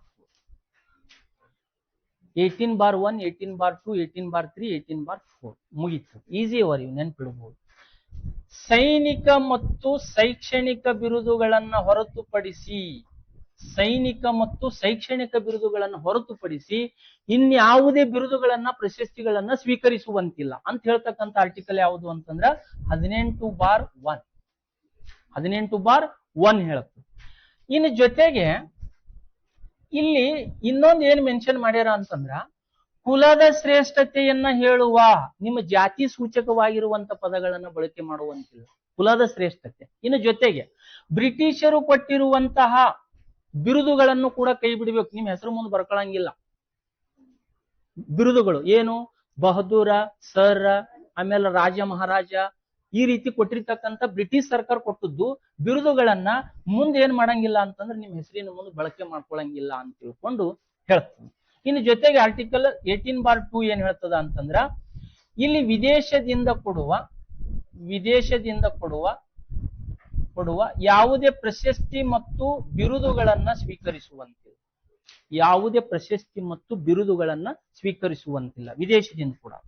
ಇನ್ನು ಜೊತೆಗೆ ವಿದೇಶಿಯ ವ್ಯಕ್ತಿ ಭಾರತದಲ್ಲಿ ವಾಸ ಮಾಡುತ್ತಿದ್ದರು, ಒಬ್ಬ ಫಾರಿನ್ ಪರ್ಸನ್ ಇಂಡಿಯಾ ಒಳಗೆ ಏನ್ ಮಾಡಗತ್ತಾನ ಅಂತಂದ್ರೆ ವಾಸ ಮಾಡಗತ್ತಾನ, ಆ ವ್ಯಕ್ತಿನೂ ಕೂಡ ವಿದೇಶದಿಂದ ಕೊಡುವಂತ ಪ್ರಶಸ್ತಿ ಪುರಸ್ಕಾರಗಳನ್ನ ಸ್ವೀಕರಿಸುವಂತಿಲ್ಲ. ಅವನಿಗೆ ಅಪ್ಲೈ ಆಗ್ತದ ಆರ್ಟಿಕಲ್ 18. ನಾವು ಹೇಳಿವಿ ಆರ್ಟಿಕಲ್ 15, 16, 19, 29, 30 ಬಿಟ್ರೆ ಎಲ್ರಿಗೂ ಅಪ್ಲೈ ಆಗ್ತವಂತೆ. ಹಾಗಾಗಿ ವಿದೇಶಿಯ ವ್ಯಕ್ತಿ ಭಾರತದಲ್ಲಿ ವಾಸ ಮಾಡುತ್ತಿದ್ದು ಆ ವ್ಯಕ್ತಿಗೆ ವಿದೇಶಿಯರು ಏನಾದ್ರೂ ಪ್ರಶಸ್ತಿ ಕೊಟ್ಟಿದ್ರು ಅಂತಂದ್ರೆ ಸ್ವೀಕಾರ ಮಾಡುವಂತಿಲ್ಲ. ಜೊತೆಗೆ ಆರ್ಟಿಕಲ್ 18/4 ಏನ್ ಹೇಳ್ತದ ಅಂತಂದ್ರೆ ವಿದೇಶಿಯ ಪ್ರಶಸ್ತಿ ಪುರಸ್ಕಾರಗಳನ್ನ ಸ್ವೀಕಾರ ಮಾಡಬೇಕು ಅಂತಂದ್ರೆ ಪರ್ಮಿಷನ್ ಯಾರು ತಗೋಬೇಕು ಅಂತಂದ್ರೆ ರಾಷ್ಟ್ರಪತಿ ಪರವಾನಿಗೆ ತಗೊಂಡು ಏನ್ ಮಾಡಬಹುದು ಅಂತಂದ್ರೆ ಅವ್ರು ಸ್ವೀಕಾರ ಮಾಡಬಹುದು. ಹಾಗಾಗಿ ಇಲ್ಲಿ ಆರ್ಟಿಕಲ್ ಪ್ರತ್ಯೇಕವಾಗಿ ಕೊಟ್ಟಿರ್ತಕ್ಕಂಥದ್ದು 18/4.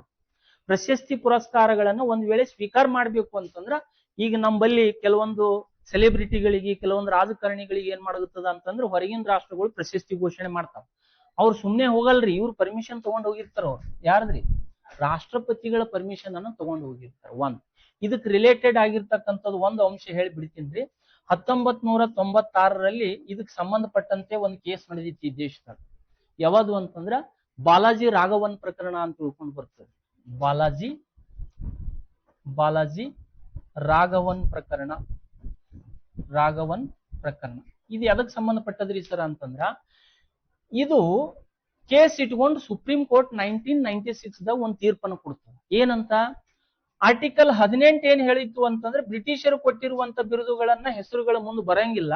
ಜೊತೆಗೆ ಭಾರತ ಸರ್ಕಾರ ಕೊಟ್ಟಿರ್ತಕ್ಕಂಥ ಭಾರತ ರತ್ನ, ಪದ್ಮ ವಿಭೂಷಣ, ಪದ್ಮಭೂಷಣ, ಪದ್ಮಶ್ರೀ ಇವು ಬರ್ಕೊಳಂಗಿಲ್ಲ ಅಂತ ಹೇಳಿತ್ತು.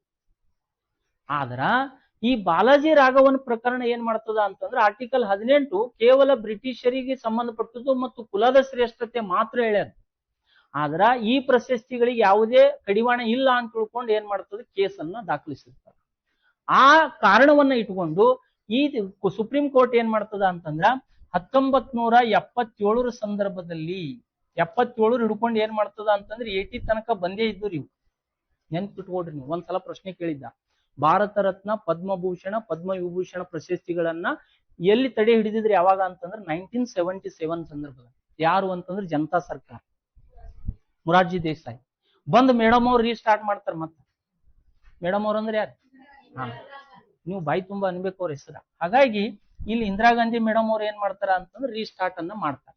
ಬಟ್ ಇಲ್ಲಿ ನೆನ್ಪಿಟ್ಕೊಡ್ರಿಮ್ಮ, ಮತ್ತೆ ಏನ್ ಮಾಡ್ತದೆ ಸುಪ್ರೀಂ ಕೋರ್ಟ್ ಈ ತೀರ್ಪನ್ನ ಇಟ್ಕೊಂಡು ಇನ್ನು ಮುಂದೆ ಇವು ಹೆಸರು ಬರ್ಕೋಬಹುದು, ಬಟ್ ಇವುಗಳನ್ನ ಬರ್ಕೊಳಂಗಿಲ್ಲ ಅನ್ನೋ ಒಂದು ತೀರ್ಪನ್ನ ಕೊಡ್ತಾರ. ಅದಕ್ಕೆ ಏನಂತ ಕರೀತವ ಅಂತಂದ್ರ ಬಾಲಾಜಿ ರಾಘವನ್ ಪ್ರಕರಣ. ಉಳಿದದ್ ಮತ್ ನಾಳೆ ನೋಡಿ.